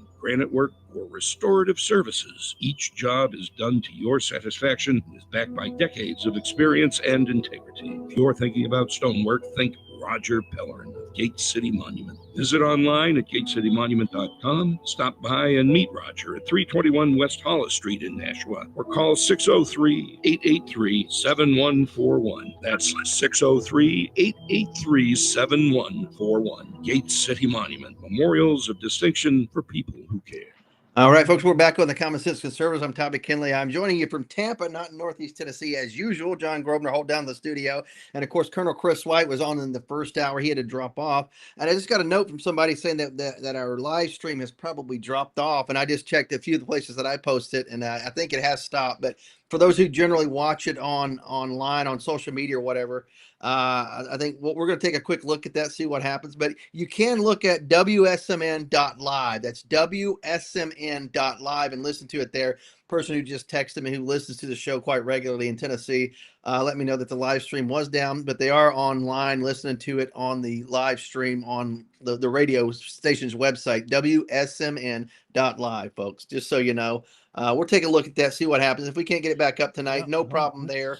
You can certainly stream us later on, download us at many different podcast locations, Spotify, and several places, Rumble, Twitch, etc., etc. But yeah, it is down, I guess, at the moment. Not a big deal. We're going to truck right along.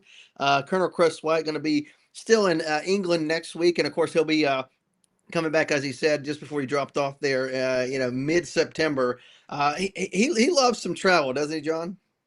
He does. Chris likes being a world traveler. He's quite good at it, obviously. And right. But yeah, no, we are definitely not live on Facebook any longer. We were at one time. I don't know what's going on with Facebook, Todd. I do Patriot Confederation with Billy on Tuesday nights, and it never even come up on Facebook. So when I build it up, it creates an event, and when we go live, it comes out that event and goes into the normal post page. And didn't do it last night. Tonight it went in there, and I'm both because we do Common Sense Conservatives on Facebook, and also we have Truckers Independent Broadcasting Network on Facebook. True. So I put it on both sites, and they're two different pages, and both of them are definitely so. Facebook just stinks. I get that. Yeah. Well, we do have YouTube. If you like the visuals and you want to comment, you can go to Truckers Independent Broadcasting Network or TIBN on YouTube. And feel free to subscribe while you're there. I could use a few extra subscribers. I got so few, but you can go there and catch it if you wanna comment and join us there. Yeah, we got a comment here from South Africa. Hink, greetings from South Africa, early morning goodness. And I'm like, yep, absolutely. Appreciate you guys watching and listening down there. And if you're just joining us from South Africa, Colonel Chris White had to jump off. He is in jolly old England, London, and he'll be there again until September, covering the Women's World Cup rugby, which is interesting. And of course, like I said, I in the first hour watched a little bit of the women's or the American against England. And I was like, man, this is kind of interesting. And but the U.S. was getting their butts whooped, and it was almost to the end of it. So I just went ahead and turned it off. But apparently, it was an interesting game early on. But the England just blew it wide open, and I think favored, as Chris said, them or did he say New Zealand? I believe it was two of the top teams in the world. Which I get it. You're going to get beat by the best team in the world. That's the way I look at it, right? Well, sometimes the best team in the world has a bad day. Well, that's true. There's a saying here in America that, it goes with the NFL football with any given Sunday, right? Any given Sunday or any given day, the worst team can beat the best team. You are professional teams. It doesn't mean just because you're the best team that you're always going to win. It does happen. People get upset on a regular. But whenever you play, like baseball, for example, or basketball, over the course of a season where you play series, generally the better team's going to win the majority of those games, but not necessarily every game. Well, I remember when the Patriots absolutely stunk. They were like the bottom. Oh, big time. They used to be the them team in that Tampa Bay, beat. man. They were neck for neck for losing, and suddenly, man, they just put together the dream team. They started did. winning, and that goes Super back. Bowls. Yeah, that goes back to whenever the owner. Well, I'm blanking on the guy's name, and Kraft. I didn't say. Kraft. Thank you. And then of course Bill Belichick, and then you had Drew Bledsoe. If you remember him, he played for Washington or Washington. Was it Washington State or Washington State? I believe it was. Out of college, one of the top quarterbacks during that time, got him on the map, and actually got them into the Super Bowl. And what's his name? Who's that guy who won all those Super Bowls for them? Do you know his name? You mean kind of like a pretty boy? That guy they're gonna make a memorial over? Not a memorial, but a statue. Yeah, what's his name? Greatest quarterback of all time, the GOAT. I don't know. I think his initials are TB. Do you remember his name? Tom Brady? No, I do. Oh, I do. Okay, for a second there, I started to believe you myself. No, but he was a rookie that year, I believe, right? And he came in later in that season and got him in. They won the Super Bowl, and of course Drew Bledsoe won his one Super Bowl that particular year with Tom Brady as a rookie, I think, or maybe it was Tom Brady's second year. I can't remember. But early in Tom Brady's career, and of course I that was the remember that handoff. too. Yeah, Tom Brady from that point was the quarterback, but he inherited a really good team to help start his career during that time. And of course, they just built from that point on and built a great team around Tom Brady. Won all those Super Bowls, and of course, I tip the cap to him. And of course, the Patriots they put in the sweat equity, and of course, they put a lot of money into it, but they deserved to win. They were the better team. Yeah, I think they had some what do you call really good coaches, really good strategists, really good players. They used to, like you said, they put a lot of money into it. They drew the right picks, and they made a great team, and they kept it. They had a formula. Is what they did. If you ever notice the Patriots, man, they wouldn't be coming in so hot. They could be losing their butts off, but that second half they'd be nailing it. Oh, absolutely. Yeah, they would adjust tack or whatever, and go back out there and go at it. Yeah, it's like they were just great under pressure. I mean, I'm not a big football fanatic or anything. I very seldom watch, to be honest, but if at all. Right. No, I did see some of the Super Bowls, and I sat there and watched them against the Eagles. And I'm telling you, man, first half they were getting slaughtered. The second half they started making a comeback. That last quarter they nailed them left and right. I mean, they just took that interception, run it. They were done, man. It was like I had people rooting for the Eagles with me, sitting in the room, and they just had this dumb look on their face, like I don't believe what just happened. Well, I'm laughing my butt off because this is just how they operate. Right, absolutely. And it's funny. I go back, watching football, and I generally wouldn't watch every Sunday or something, but I watch some big games, and I'd watch the Super Bowl. Obviously, I remember the Bills. Whenever they lost all those Super Bowls, and everybody's like, "Oh, the Bills suck. The Bills suck." I'm like, first off, they're in the Super Bowl, for crying out loud. They dominate during the season. You can't go after them just because they lost the Super Bowl. Yeah, they didn't close the deal, but guess what? You can't say they're not one of the greatest teams, in history by making that many Super Bowls. You know what I'm saying? At that point in Bill's history, maybe not of all time, but one of the greatest teams during that period. You can't take that away from them. You can't fault that. Well, it's like the Steelers had a run for a while with absolutely. Bradshaw and. Of course, Cowboys, I mean, they haven't won a Super Bowl since God was a kid. But remember Roger Stahl back and Tony Dorsett back in the day. We're talking about way back in the day now. Yeah, but you got to think about this with the Steelers, the Cowboys, and then, of course, the Patriots. That's your three, with regards to Super Bowl. They had the most Super Bowls amongst those three. Yeah. The Patriots, and I believe Steelers is second, then Cowboys is right there in the running for maybe third, I guess. I think so. You're talking about early 1980s. Yeah, the Cowboys were winning they won three in like 4 years, right? They won 2 back to back. I think Jimmy Johnson, he left, and Barry Switzer came in, and he won 1 with them, right? He left Oklahoma and came to Dallas and won another Super Bowl. I don't remember the details that well, man. Something like that, yeah. Well, I grew up liking the Cowboys, and they were the team that was winning whenever I was born, and of course I watched them through the 80s and into the 90s, and of course, I don't really watch sports these days, I like the Braves growing up, and I was a guy who loved football, but I like to play. Like if we had three people, we had some action going on. It might be just tossing the absolutely. ball and stuff, but we had something going on. 4 people, little Sandlot action. Yeah, we got a whole group of kids together, man. We were tearing each other up. Big time. You would tackle, you do everything. Oh yeah, we held nothing. I mean, back. you wouldn't go head to head and hit, but you would tackle for sure. It'd be more like wrapping up down low or hit them, midsection. But you weren't trying to hurt somebody. But yeah, we'd play tackle for sure. Well, you don't go spearing them or something. No, nothing like that. No, nothing like that. And you wouldn't do some sort of crazy like shoulder hit where you break a collarbone. But occasionally you would, though. Occasionally you would. It could happen. I mean, we've had injuries. Yeah. I mean, they're covered in a day or two, but.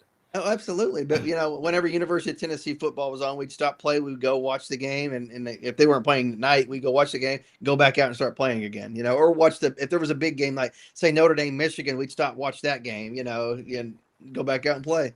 Yeah. Back in the days when you knew it was time to go home and the street lights came on. And yeah. Oh yeah. Well, we had floodlights around our house, and we would try to play like night football and a night wiffle ball and stuff out in the yards and stuff like that.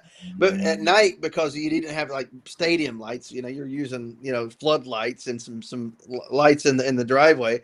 You changed the rules a little bit for nighttime, to accommodate, which is cool. Did you get to your dad's shoe polish and put the black line under your eyes? No, nothing like that. I actually had the black stick, by the way. I think I still. Oh, did you? I went through my old baseball stuff a few years ago, and I don't know that I kept it in there, but I still had a couple of those sticks. Those little, I don't know what they're called, but we still had a couple of those. They were dried out as all heck. I think I left them in there just for nostalgia, in my little bat bag that we had. Yeah, I don't think I had anything like that. I don't even know if it worked or not, but I remember it. People would do Yeah. that to draw the I had light away from their I eyes. had the cool baseball glasses that would flip up, they just kind of go straight back. You had a little strap on there. Those were cool. Oh, sports glasses, yeah. Yeah, and you just pop it down, catch it pop up. So cool. I don't know. Back in the day, man. Back in the day when the world was a different place. Yeah, it helped you catch that pop fly that you would have lost in the sun had you not had those cool sunglasses on and that little black, whatever it's called. I don't even know. The blackout stuff. Blackout, yeah, whatever. Not blackface, folks. Don't try to play us on that one. Oh, we're not wearing we got blackface. leftists listening. Uh-oh. No, they said blackface. No, we did not. We said the black stick stuff that goes under the eyes helps basically what it does. It blocks the glare from your cheeks. That's what it does. Oh, it's from the oh, I got you. Yeah, because whenever you're looking up, because you get that glare, it helps keep that out, and it helps you find the ball a little bit easier. Obviously, if the sun's in your eyes, it's not going to help you that way, but it does help a little bit. I've always been told that it was to absorb the light away from your eyes. Like I might said, I would. do that. My idea of catching a pop fly was shielding the sun with one hand and using the glove with the other. Going like this and then hold your hand, hold your glove hand up. Maybe I did that one time. I was playing t-ball. I think it was my first year in t-ball. They put me playing the catcher in t-ball because all the other guys were older than I was. I was like the youngest guy on the team, so they put me playing catcher. And here I was. I think it was a throw from like third base or maybe shortstop home. And I kind of closed my eyes, put my glove out, and went like this, and caught the ball and tagged somebody out. And everybody's like, "Yeah, great catch, great tag." And I'm like, I didn't see the catch at all. I closed my eyes and it all seemed like incidental, huh? Yeah, I played it off. I was like, "Yeah, no big deal." And in that game, I got a good hit too. So I was like the hero of the game or something. I was like, "All right, feels good." It feels good. It's all fluke, but it feels good. It was a fluke. I kind of had a squinty, kind of doing like this, and I caught it, no problem. It's kind of like once they hit your glove, you knew it was there, and you just squeezed. Right. The fundamentals at that point kicked in. It's like once you close it, clench it, put the other hand over it to make sure it doesn't bounce out. If it does, you can hold it. I put the tag on the person and got her out, and it was a girl that I tagged out. I remember. Oh my God! I remember exactly who it was too. By the way, I'm not going to say the name. You're playing girls. You're playing against girls. Oh man! It was t-ball, so you had girls in there. It was t-ball. So yeah, what are you, like 8 or something? Yeah. I don't know how old I think kindergarten is how old it was. So it was really young. Yeah. And I played on the Pirates. Absolutely. Loved it. You remember it pretty well, Todd. Oh yeah, I remember the teams I was on. Come on now. Hey. I've been somewhere before, and I've told people like, yeah, my first team I was on the Pirates, and people thought, oh, you're in the big leagues. I'm like, sure. I didn't say I was in Major League Baseball. The little Bloomingdale Optimist League or Bloomingdale Recreation League, T-ball and pitch baseball league. It was Babe Ruth League. Yeah, big leagues for sure. Nobody got to know, right? It felt like the big leagues to you. I mean, absolutely, it was fun. It was a good time. Loved it. Loved. Played.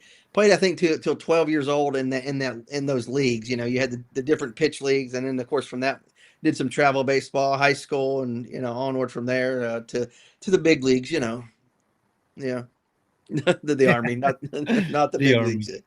Yeah, that's about that. Good times though. So how do you feel about Trump using the National Guard? I mean, you feeling okay with that? I am with regards because DC is a mess. It overrun. You got to clean it up, and if you use the National Guard appropriately, he has every right, every authority, and of course DC is not a state. Okay, so DC is a federal city that allows from some autonomy, and that's why you have a mayor, city council, and all that, and some local. You have police, etc. But Congress is essentially are the people who oversees that. You know what I'm saying? As they should. Yeah. Yep. Our nation's capital should never be a state. It should be kind of a quasi-neutral zone, if you will. You know what I'm saying? The left wants to make it a state so you have 2 senators and 1 or 2 representatives. I'm like, we're not going to stack the deck that way. I'm sorry. I don't know what it is about capitals of states and capitals of the nation, but it sure gets inundated with leftists. Well, generally, metropolitan and urban areas generally have more people that are on the left for sure.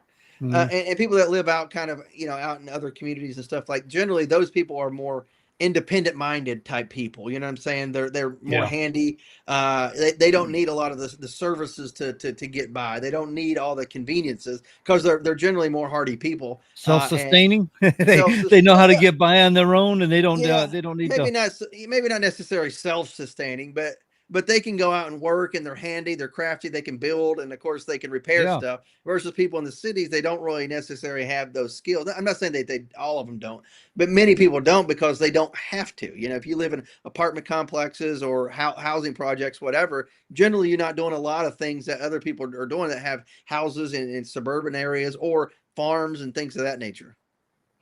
Yeah, it's just a difference of the way you live and the way you're born and raised. It's no slight to anybody necessarily, though. Right. So, Philip, you missed the Colonel. I'm sorry. He's here for the first hour, but since he's overseas tonight, he's not going to. He could stay for the second hour because it's late in England. But thank you for joining us, though. Hope you'll stay for a bit. Maybe you'll enjoy a little bit of what we're doing here. Right. So for the National Guard, the thing about it is that people don't realize Trump has a legal authority. Yeah. He has a legal, like he's talking about Illinois. Technically, Trump has the legal authority. Let me read this to you. I did this last night. I'm going to go ahead and do this tonight on this show for different listeners. According to 10 of the U.S. Title Codes, Title 10 U.S. Code, Section 253, interference with state and federal law.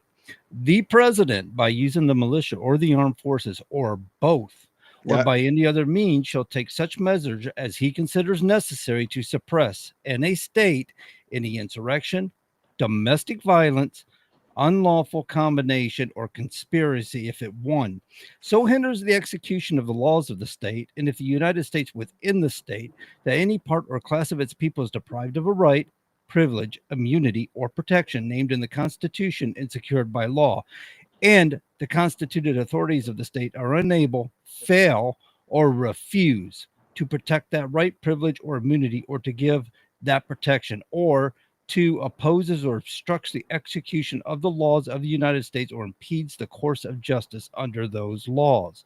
I think that's a pretty broad, I mean, it's a pretty big law for a couple of paragraphs.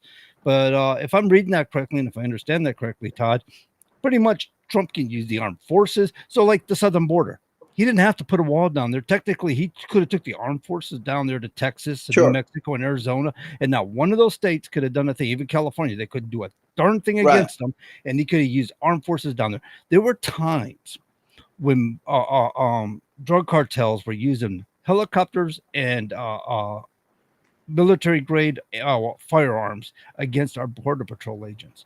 Now, Trump could be putting a tank down there and shooting them out of the sky, and not a thing anybody in this country can do or say about it.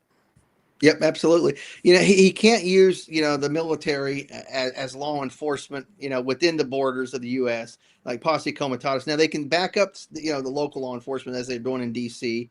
And things of that nature. But there are certain restrictions that are in place for sure. But he can't. Broadband. It said armed forces, militia, or by any other means necessary. Right. Well, I mean, if you go to the 2020 election, when he was talking about election fraud, he technically could have been shutting things down for investigative purpose. He's using the military to investigate. There's limitations though with if there's insurrection, armed rebellion, things change. Obviously, he can use the military as military is intended, but posse comitatus law still applies. So they can't really be police officers out pulling people over this and that. They can augment the DC police. Obviously, not using the armed forces to write people speeding tickets. No, not at all. And of course, you can't force people to house the military in your houses, things of that nature. It's against the Constitution, obviously. But he can use them to augment law enforcement. Do a lot of things that to free up law enforcement to go actually pursue crimes. They can observe things. They can do roadblocks. They can do checks. They can do. They can stop people and do driver's license checks and things of that nature. They can make arrests with the help of civilian officers. So in 2020, it was brought up earlier. But DC is a federal city, so that it does change the dynamic a little bit, if you will. Now, if he sent some people over into Virginia or Maryland, that would be a different situation, obviously. Yeah. But the fact that DC is a federal city, I have less of an issue with this for sure. Mm-hmm. So in 2020, Trump was, come up in the comments earlier, and Trump was protecting federal properties, judicial buildings and things like that, courthouses. And he was being highly criticized by the left for doing so. But according to what I read, he had the legal authority to do it. He had an obligation to do it. Yep. You know, it's true. You got So- that right. Yeah, he had the well. His part of his oath is essentially to take care that the laws are faithfully executed, right? Yeah. And protecting. He's the executor of law. Right. Protecting federal buildings is part of that. Protecting life, limb, eyesight, and buildings, property, etc. Absolutely. That's taxpayer property. And I don't want my property destroyed. I don't want my house destroyed. And I don't want the federal buildings that I have to pay for and then would have to pay to rebuild or repair to be destroyed. I'm sorry. I'd rather keep my tax dollars in my pocket if I can. Absolutely. And that's You what they were know- doing. That's why they were tearing down statues. They're doing all sorts of things that, I mean, the FBI did a fairly decent job. I mean, they use a facial recognition software and things like that, where they can identify perpetrators during these events. So they don't have to go running out there, Johnny on the spot, start making arrests. They let them do their damages, commit their crimes, and they come back about, 2-3 weeks later and say, oh, by the way, you're under arrest. Right. And a lot of people don't realize that if you follow the FBI, even in 2020, a lot of those people were being arrested. Now, whether Kamala Harris and Act Blue Group and all that was getting them out of trouble, that's a whole other issue. I mean, liberal Right. judges and stuff. In fact, we had here, you asked about New Hampshire, and I found a thing about a killer who was freed. So a guy was before a judge, and the judge freed him without bail, and he went back and killed his wife. Yeah, of course.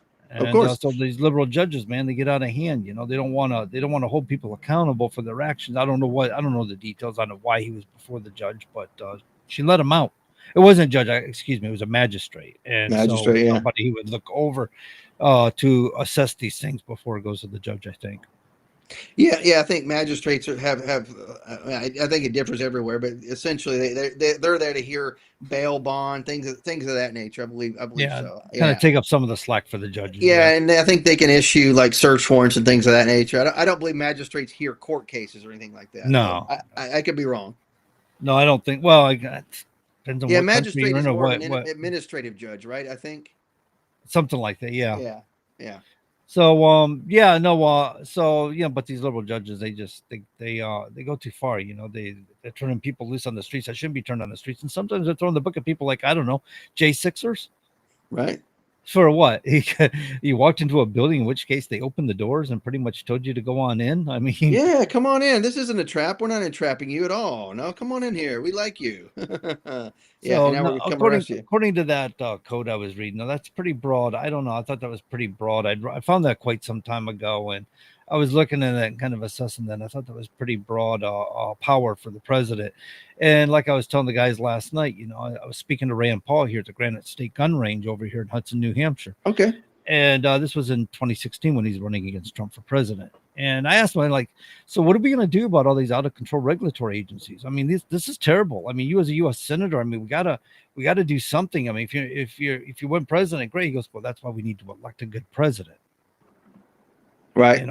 Because this is the reason why, because the powers they have are incredible. The abilities they have are incredible. But the stand down. Okay, so we had this trucker issue where 3 people died in Florida here a little while ago.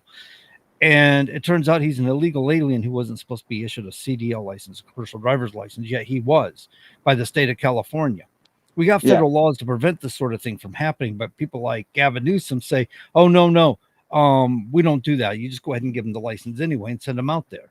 So they skirt the laws. And there's really nothing you can do about this, right? I mean, a governor decides he's just not going to execute the law. He's not going to execute the law. If a president says, and Obama, prior to that, had put a stand down order against English proficiency. So if a guy rolls into a way station and the officer can't communicate with him because he doesn't speak English very well, he might know about 2 words of the English dictionary. Obama had an executive order saying you couldn't put him out of service. You had to let him go. Right. So these are people who are in a position to execute the law. They have these powers to do so, but they stand down on it. Literally, I mean, just deliberately write an executive order to prevent it from happening. Right. It's ridiculousness. So looking at a law like that, you stop to think, you go, wow, we really got to think before we elect. And it's not just the president, but it's people who making legislative decisions too, things that they're doing, you can't sit there and keep electing people that are just ridiculous. Just don't even know half the laws that they're supposed to be out there legislating about, Right. There's laws out there already on the books. And it's kind of like Kelly. I'll give Kelly credit on that one. Back in the day, she, as U.S. Senator, she says, we don't need to make more laws. We need to find a way to enforce the laws we already have. Right. Yeah, I mean, there's so many things that are on the books that people violate on a daily basis. That if somebody was wanting to be technical, they could get you on. You know, we need to start repealing a lot of these things. I remember there's like local ordinances in some towns, like you can't drive a car, in the town square on a Saturday morning because farmers bringing their horses and goods to sell them at market, so you can't Here's drive a the car. horses. Yeah. Right, and I know in my hometown that was on the books for up until apparently according to my dad, like up until the 50s or something. Which is Yeah, weird. it's nonsense. Yeah. No, that's why when we had Don Bolduc in here and we were Right. interviewing Don Bolduc, I'd ask him, I says, would you do something in the way of legislative review? See, in an administrative procedure, they have what's called regulatory review. And regulatory agents are supposed to review their regulations periodically to Right. make determinations whether they're effectual, they need changes, modifications, or just repeal them. And it helps keep things from getting sloppy or supposed to. They don't do it often enough. I don't think they do it at all, really, half the time. And but with legislations, we have the same sorts of problems. We got nonsensical laws, we got contradictory laws. In some cases, where I brought this up before on this show and other shows, is Supreme Court rulings, where especially in Second Amendment, you got a right to transport your firearms. You got a right to firearms as a form of defense under the Constitution, right? And to be forced to store your firearm without ammunition under lock and key or in a box and stuff like that is not readily available for defense. Therefore, it violates the U.S. Constitution. But states still have laws. They still talk about this. We hear people going into Congress all the time saying, "Hey, you know what? When I'm in Congress, we're going to push for laws where you have to lock up your guns." It's like, don't you know about that Supreme Court ruling? I mean, do you Right. not know anything? Also, how are you going to enforce a law like that? You know what I'm thinking? I mean, you're going to do. Are you going to do a Well, spot it check? comes down to if there's an accident in the house and a gun's discharged, and it's Sure. how come it was under lock and key? Now it becomes known, right? I mean, they Right, can't but- come into your house and inspect. But if a kid gets a hold of your gun or anybody gets a hold of your gun, I think it's on you as the responsible gun owner anyway. I think you as an individual have a responsibility to keep it out of the kid's hands for sure. Keep it locked up, whatever. I don't think the government should be able to tell you that you have to lock it up. I think as a responsible adult, if you have kids around that could potentially get to it, young kids especially, who don't know the difference, even if you're teaching them the difference, I think you have a responsibility to keep things locked up and away from them for sure. But I think you also at the same time have every right to protect yourself, keep it loaded, keep it wherever you want to, but also at the same time keep it away from kids. Well, you do. I mean, your That's just children. being You a love your responsible children. You person. want to protect them, right? I mean, it's natural Right. for even fathers, mothers. Responsible You person. protect your children. My first action when my daughter was maybe 5 years old, I take the firearm out with her and show her Right. the damage it can There you do. That's go. the first thing I want to teach my kid. What kind of damage this thing you do and why this is not a toy. You don't Yeah. play with these things. I was in elementary school, kindergarten, first grade, learning about this stuff. And of course, after you got taught a lot of the gun safety, this and that. In first grade, I was shooting a little 22. I think it had an 8-shot pistol. You know what I mean, revolver. Yeah. But we were doing it responsibly, and we learned about firearm safety up and down range, how to hold it, where to point it, not to point it, things like that. And of course, it was such a small caliber; it's not going to hurt you as you're shooting. It's like a little pop, pop, pop. Nothing. Yeah. Well, I took And my you wife- learn. I got a 22 and they're great for Right. target practice. They're cheap. You can just sit Right. there and target practice all day long, play with. You can blow 300 rounds, it costs you next to nothing, right? Yeah. And so, I give her the 22 and she's over there popping away. We're at the gun range and she's popping away on the thing. I go, okay, you got used to that one relatively quick. So now I give her the 9mm, Right. which is hers. And she fired that one. She turns and looks and goes, I don't like this one. Give me the other one back. Had a little kick to it. But people, but they grow used to it. Once you get used to it and you use it enough, practice with it enough, that kick really isn't that much of a kick. You realize it's not what you thought it was. It just seems stunning at first. Right. But education is key with firearms, and we used to. I don't know when it quit happening, but you get images and stuff. In the 1950s, they had firearms training in schools, and I'm not talking about high schools. I'm talking about like elementary schools, middle grade schools. Oh yeah. They were having firearms training. They were teaching kids how to handle firearms. Yeah. And there's no better or safer way than to teach them how to handle them, so they understand again the dangers of misusing them, and they understand how to operate them safely. Yeah, I remember in 5th grade. I remember people that not students, but adults who had brought rifles and pistols in as part of a class to teach us that basically how to, if you see this, what do you do and all that stuff.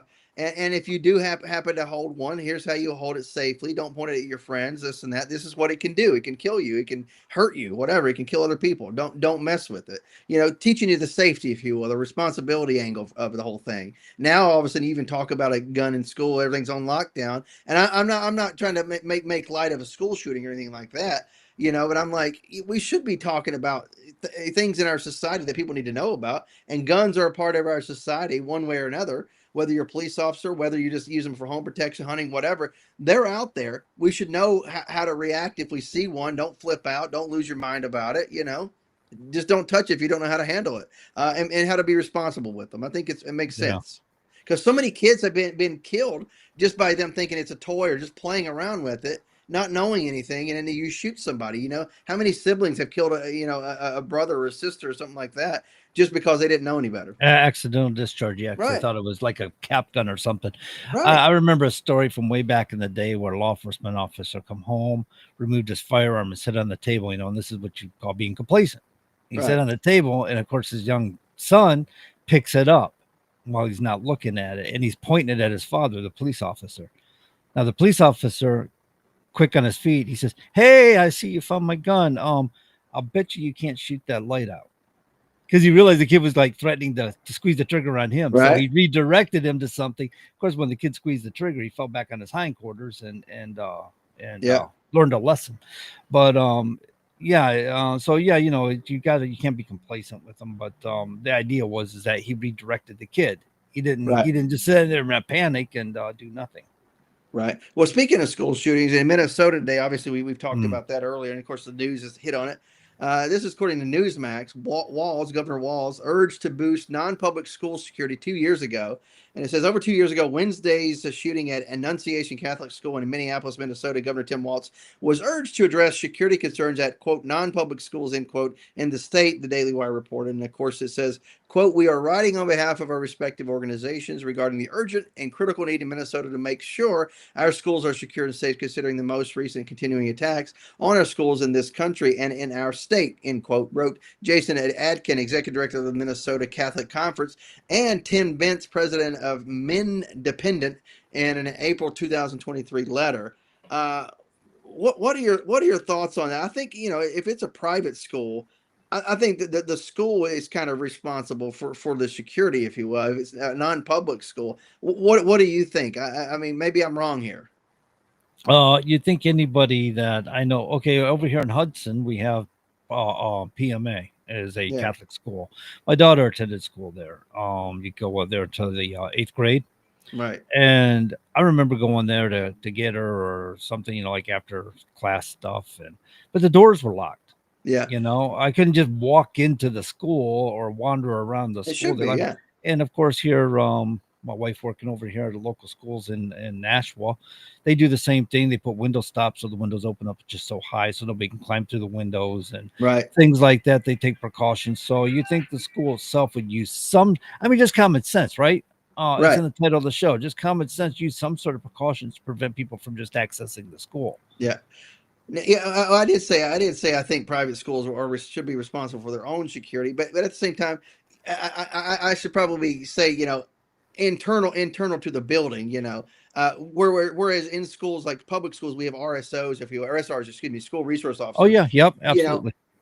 Internal to the schools, I think the schools should be responsible for that security aspect, because it's a non-public school, but outside, the grounds, etc. I think obviously the police should have every right to patrol and be on campus, etc. But as far as the SROs are concerned, since it's a non-public school, I think it should be the individual school should be responsible. I mean, I could be wrong on that. There could be some sort of agreement that could be reached, which makes sense. But that's just a thought that comes to mind. Yeah, I don't know. There's a lot of laws regarding safety and stuff like that, securing the schools and stuff. I don't know if they have any laws in Minnesota regarding whether private schools have to have some kind of security or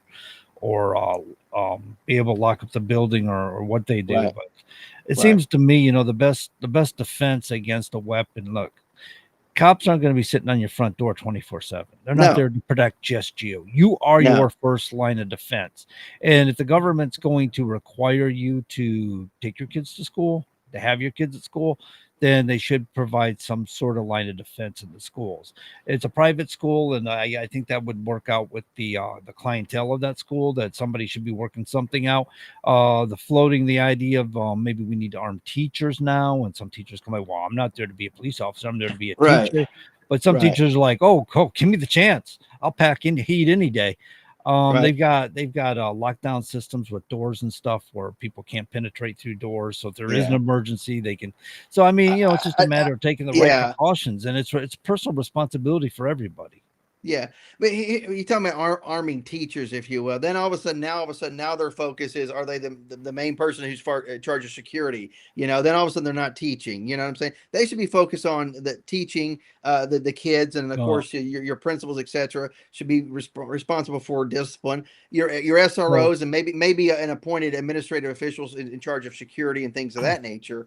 I can understand that, but arming teachers. But to me, I don't know. what I hear on that is, why put a fire extinguisher in the kitchen for the cook? Right. He's not there to fight fires. He's there to cook dinners, dude. If you got to be a firefighter for a minute, you got to be a firefighter for a minute, because you're certainly not going to be teaching children when firearms start going off. Oh no, I get that. And I've said in the past, I've seen you said on the show before. I think the teacher should have to be somebody who's willing to have a firearm. Nobody should know that they have that firearm. It should be carried in a certain way at all times, subject to inspection at any moment from, say, the SRO or, say, the school principal, to ensure that you have it in the proper location on your person. Students shouldn't know that you have. If you are going to arm teachers, there's a way to do it. I think. You know what I'm saying? Why not have privatization? Are there not people that were willing to volunteer to protect children at schools? I mean, can we have like privatization that way? Like volunteers? Yeah, but you got to think. I mean, you're talking about, if you say volunteers. I mean, how many people are you going to get to volunteer, and for how long are they going to do it? Yeah, you may get people to show up for a short period of time, but over the long term, that usually falls off, because think about any organization that relies on volunteers. What do you end up having? You have, say, 100 people who maybe are associated with an organization, but only like 10 people show up on a regular basis to do let's anything. rephrase. Let's look at the different way. You got a lot of young people that want to become law enforcement officers. Now, here's an opportunity for them to work with the law enforcement agency, right, with the local PD or whatever, to maybe they volunteer a certain amount of time before they go into being the law enforcement, before they go in for training, or as part of their training. So you train them on how to do the job, but like you would say a volunteer fireman, you would train them how to do the job. But it might be like an incentive for them. Maybe they could be. I want to do. Maybe they could be augmentees to, say, let's say you have SROs. Maybe you have two law enforcement officers, say, at a school. Or maybe just one. I don't know. Depending on the size of your school, you may have 3. Who knows? Maybe more. But maybe as augmentees, if you will, that can go around, ensure doors are shut, windows, things like that. Separate, an additional set of eyes and ears and all that good stuff. Whether you arm them or not, I don't know how you would arm them. It would depend on maybe the level of training, maybe perhaps. But additional personnel, I think, would be okay for sure. Sometimes people hire security guards. It isn't because a security guard is going to pull a weapon and defend their property. No. But the presence of somebody being there. No, I'm going with you here. The presence of somebody being there can be enough of a deterrent that nothing's going to happen. It makes that target less of a soft target. If you have somebody there, I'm actively looking at you. I can report you, whatever the case may be. It's got a communication device to you. You don't know if I have a firearm. You don't know what I have. You know what I'm saying? Yeah, absolutely. Hey, but where you go, if you want to talk about that, we got janitors in schools that are moving about the schools all day long, and they might see activity that's abnormal with a two-way communication device that might be able to alert the SRO, or they might be able to alert the office and say, hey, we got some kind of activity abnormal. And they got cameras too. So it seems to me there can be some monitoring going on and a little more effort. I don't think, as a society, we do. And the thing about it is, guys, we can sit here and talk about taking away firearms from everybody. First, we got a constitutional right. No, but I'm thinking here in my head, I'm thinking about liberal left. Okay, when they're arguing, well, just take firearms away from everybody, and then nobody has to worry about it. That's not how that works. We have black market trafficking for firearms. So this isn't. But there's just the same. When people want to cause harm, they want to cause harm. How many times have we heard people putting together homemade pipe bombs and using them and utilize them? Oh, that guy in Colorado many years ago was shooting at people, and he deposited backpacks of explosives in the movie theater, if I remember correctly. And so there Yeah, was yeah, he yeah, had he yeah. had ulterior motive. He had other motives. You know, he had a backup plan or contingencies. So he had other things going on besides just shooting people. And Yeah. so, But I mean, when people want to hurt people, that's what they're going to do. If that's their intention, that's their intention. We in as a a society got to figure out how we're going to adapt to this abnormal behavior.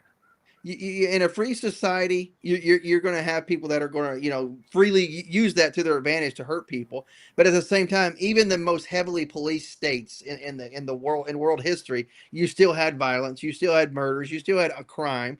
And then at the same time, in these states that are policed very heavily, guess what? You don't have freedom. You don't have liberty. You're subject to stop, to search, to arrest, to showing your papers, all this stuff. And then all of a sudden, who has all the guns? The government. And guess what? Whenever somebody wants to come in and do anything to infringe upon your freedom and liberty, they're going to do it because they have carte blanche. So it's a slippery slope for sure. I would rather have dangerous liberty than have safety nets at every corner. You know what I'm Any saying? day, man. Any Right, day. You can make a determination of your own fate if you have liberty. You right. cannot if you are dictated to. Right, absolutely. So there's a fine line, for that. And at the same time, we talk about good guys with guns, and I'm like, what are you talking about? In a crowd of people, do you know who the person that's shooting, who the right person is? Or is that person that you see with a gun, are they also a good guy with a gun? And now you're engaging a good guy with a gun, then they're engaging with you. It's like, you got to be responsible here. Well, You got to know what you're talking about. You have to have training, and you have to be very proficient, and you have to be able to pick out the bad actor, the target, if you will, before you just start shooting. And you got morons like, there was good a guy guy in with a gun, Indiana. There was a guy good in guy with a Indiana gun. was a good guy with a gun. I mean, he did stop somebody. I mean, No, but most of the people that generally do that, from what I've seen, the stories and the videos, it's people who know what they're doing. They've had yeah. training. They know how to use it responsibly. They realize, your backstop. Who's back there? Is it people? If I shoot, is it going to be into a crowd? So you're people that are responsible and trained know how to engage a target, even in a crowded situation. They know how to do it properly. Listen, Todd, I grew up in the 1980s. I've seen a lot of Arnold Schwarzenegger Commando. movies, and Yeah, I've seen a lot Commando. of Sylvester Stallone movies, and I know how this operates. You just pull Right. that weapon and start firing randomly. That's true. Yeah, and it works out. It always works out in the end. The good guy always wins. Right. And then, of course, you think about this. I mean, I don't know how many people I've seen, over the years who were fairly responsible with guns who've had negligent discharges as well. So imagine somebody who's not trained on a gun, all of a sudden they're picking up a gun, and what happens? They shoot themselves, shoot somebody else, not even meaning to, just making a I'm stupid not sure mistake. you're on the right side of the aisle here, Todd. I sort of wonder if you're No, no, protecting no. Second A or No, I'm 100% for the Second okay. Amendment, but we're talking about putting guns in schools. You got to Oh, be very responsible here. You know what I'm saying? Because and I know a lot of you don't. teachers, and I'm not making fun of them, but there's a lot of them that I know that truly support the Second Amendment for sure. But I wouldn't trust them with a gun in the classroom. You know what I'm saying? So you have to be responsible with it. You need If training. You need training for that. Yes, training. absolutely. And of course, you should have to certify on a regular basis. At the same time, subject to inspection, to make sure that you have the firearm, that it operates properly. You have it secured on your person in the right location, and you're not you're not advertising, you're not bragging about it, you're not telling any of the students or even the other faculty necessarily, and unless it's an appropriate venue. I think the only thing you skipped is maybe psychological evaluation. That'd be another thing. There should be a system in place if you are going to arm teachers. You got to be responsible. It's the same thing, if you're going to, like police officers, you don't just give a gun to anybody. You do psychological evaluations. You do a lot of evaluations, and you do training. You know what I'm saying? So before you get them out, put them out on the street in a squad car, if you will, and a rifle and a pistol, even before you give them pepper spray or a taser, you're training them properly on how to use it, how to maintain it, and at the same time, how to engage a suspect or a bad actor, if you will. You don't just say, "Here's a gun, go have at it." Well, It doesn't work that way. I wouldn't expect a teacher to go running out in the hallways and chasing the guy down. No, But no, if no. he approaches, it's a defensive position. There you go. Right. And of course, whenever you're talking about, whenever you're a stationary target, like in classrooms, etc., somebody coming through trying to clear, going room to room, here you are. Okay, I can see the guy. I can engage him. Pop. He's done. You assess the situation. He's no longer a threat. You still shelter in place, allow the police to clear a building. and ensure that there's no other threats out there. You know what I'm saying? Because So- you think about this, you have an active shooter situation. I've done a lot of active shooter exercises. In fact, I've been the quote unquote active shooter in a lot of exercises. So I understand. Law enforcement shows up, if you will, or military police in some circumstances, right? Because we have military base shootings. Everybody who comes out, you put those hands up because I don't know who you are, what's going on. Then we assess everybody. We search everybody. We make sure we do it properly.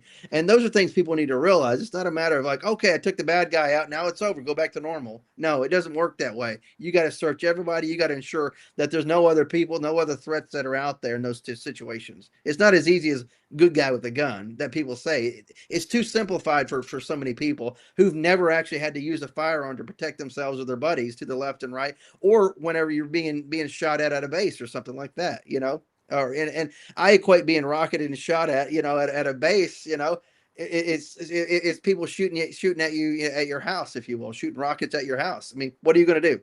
Somebody shooting at your house, Are you just going to start shooting indiscriminately? You're going to engage the target, not just indiscriminate shooting. Yeah, it's like fighting a fire. You go for the source. Right. Not always though. I got to admit, not always on a fire, because maybe that's a bad analogy, because sometimes they'll go and hit the corners of a room first to cool down the room, and then go for the source. So, but ultimately, you are going for the source. Because a lot of times things like in a firefighting situation, and I'm not talking about gun firefighting, but you throw water on it. Sometimes you just make it worse because it's so hot at that point. It just turns to steam. So, you said, you got to cool it off.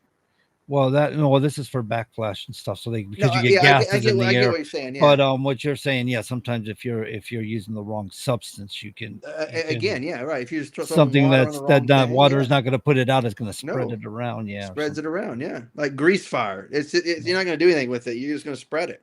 And I've seen somebody with a grease fire before try to, he's like try to throw it in the sink. Don't do it. Smother it. Do not throw it in the damn sink. You can put it in the sink and smother it in the sink. That's fine because it's metal. But don't put water on it. Do not do that. I've seen people being burned up because of that, or get burns on their face because they did something like that. You could burn your house down or kill yourself quick. You gotta be careful. Yeah. That's why I advocate for training across the board. I'm 100% pro Second Amendment, but you have to be responsible because you can be killed, hurt, wound, maimed, whatever the case may be, very quickly. And there's no coming back for it. Some of these injuries, and at the same time, there's no coming back once you're dead. Sorry. Yeah, I lost sight of where you were going with that earlier, and so I'm like, wait a minute, what's he saying? Responsible gun ownership, responsible use of a firearm in security situations, whatever the case may be. Law enforcement, same thing. Police don't shouldn't be showing up like I got my gun, pulling it out. It's happened. It's a Nova case. Oh, I know. You got somebody was playing Big Shot or something, and you got idiots out there. But that firearm should not come out of its, whether it's concealed or whether it's in a holster that's visible, should not come out until it needs to come out. And then at that point, ensure that you have your target, you have your backstop, you understand what's behind it. And sometimes you may have the enemy or the bad guy in your sights, but what's behind it is a lot of innocent people. And it's like, you know what? I got to assess this situation. Can I take cover in this particular moment and then re-engage the person? Or if I shoot, am I risking hurting other people in the background and then doing worse damage than if I waited a second or two and assessed? I'm not talking about like a police officer waiting for 30 minutes or 60 minutes outside and assessing that way. I'm talking about those split-second assessments where it's like, okay, I can't really get a good shot right now. Let me get cover. Okay, I got him. He turned this way. I can take him out at this moment. You got to be careful with that. And people need to realize that. It's not as easy as saying good guy with a gun. I'm sorry. When I hear people say that, I'm like, you obviously don't know what you're talking about. You've never been in a firefight. Shut your mouth. I'm sorry. So good guy with a gun don't work for you. No, saying that is stupid. I understand a good guy with a gun, but a good guy who's trained properly, that understands how to use it and engage bad actors, the bad guys.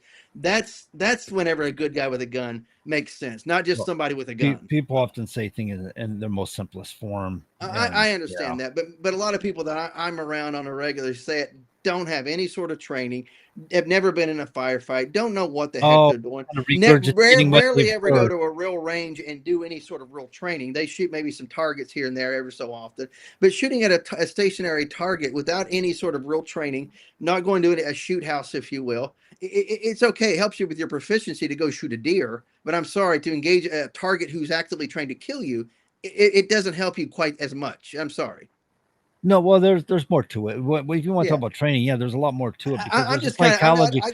There's a case, like one case that somebody was talking about. I was watching this thing on television many years ago, and they were documenting about the psychology of handling a weapon. And you're making a good point here. Right. There's a huge difference when you got a stationary target compared to when somebody's coming at you with force or intent.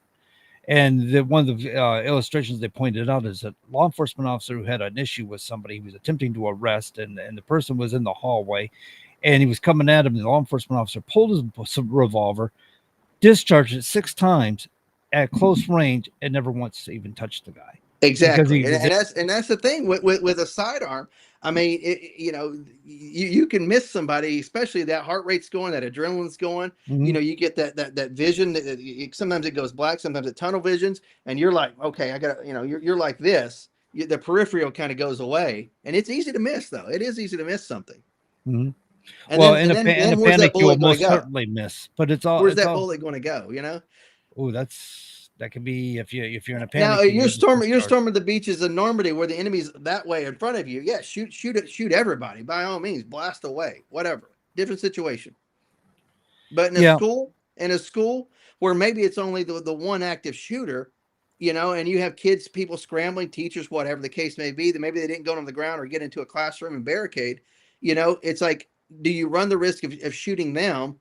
While this person's just walking through. Now, if that person was spraying and praying, then I might take a different tact on it. But if I would have to assess the situation and give it a moment, so that way I can get a clear shot on the person, because I may take 2 or 3 shots, and guess what? Now all of a sudden he's looking at me, actively engaging me, whenever I could have taken an easier shot at the person. So you got to be careful in those types of situations. And simply saying good guy with a gun doesn't really cut it in my book. There's a lot of factors at play here. There is. So my thing is with the schools is we lock the windows. Yeah, it makes sense to people from coming in from the outside. But if a bus has an accident, don't you have a release window that you push open and the whole window drops out? Yep. You can run for it, and it Right. unlatches from the inside, right? So nobody can unlatch it from the outside to enter the bus. Well, so schools to me, nowadays if you are- got an active shooter in the school, Yeah. he's inside the school. He's not outside the school.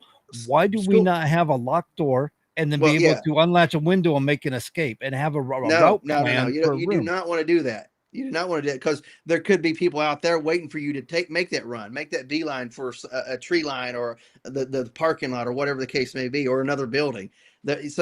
Sheltering in place is the best option in those types of situations. I mean, I've been rocketed and mortared probably hundreds of times. Sometimes it's easier to shelter in place, get down in the bunker and hold tight for a second before you retaliate. I also see sitting ducks in a barrel when I hear No, shelter because in place. schools are built nowadays with the ballistic, the glass, the film on it, and of course they can lock doors nowadays and stuff like that. So there's a lot of technology that we can use to be able to protect ourselves in many situations. Not every situation so it's not perfect. We have to be able to freely move in society from class to class or whatever the case may be. You have to be able to go to ball games and things like that. You got to be able to live life and not live in fear, but at the same time, be aware of threats or potential threats and be able to engage them properly. It's not a matter of just somebody having a gun. Any idiot can have a gun. If you don't know what the heck you're doing with it, what good are you? You just killed 3 innocent people as you fired 30 rounds at the bad guy that you didn't hit. Yeah. You know what I'm saying? Definitely. No, yeah, if you're going to armed teachers, you definitely want to get them trained there. Exactly. That's kind of my point on all that. So be responsible in all we do, right? Yeah, absolutely. Well, training's everything. I mean, it's preemptive thinking. That's exactly what training is. It's preemptive thinking. That's why, say, if you're going to be into fighting arts, you're creating muscle memory. Everything's preemptive thinking for you're creating scenarios that you may have been in, or experienced fighters will say, these are common scenarios I'm in. So now you preemptively, you're training. So when you're in those scenarios, you know how to handle those scenarios. Right. I know people who in the military who've been shot a number of times, and they're like, well, I didn't engage the guy because there were actually kids back behind them, and I just didn't feel I could take the shot, and could have killed the person, but chose not to in that moment because the backstop wasn't right, and was shot a few times as a result. So you got to be very careful of that. You know what I'm saying? What about a shot over the head? So you're not shooting at him, but you're But trying to that bullet's disperse. going to go somewhere. At some point, the trajectory is going to go down. Where's it going to land? Well, it depends on how far them kids are back there. Right, but I'm saying it's going to go somewhere. And actually, somebody in my neighborhood a week or so ago, this moron neighbor down the street shoots on a regular, and one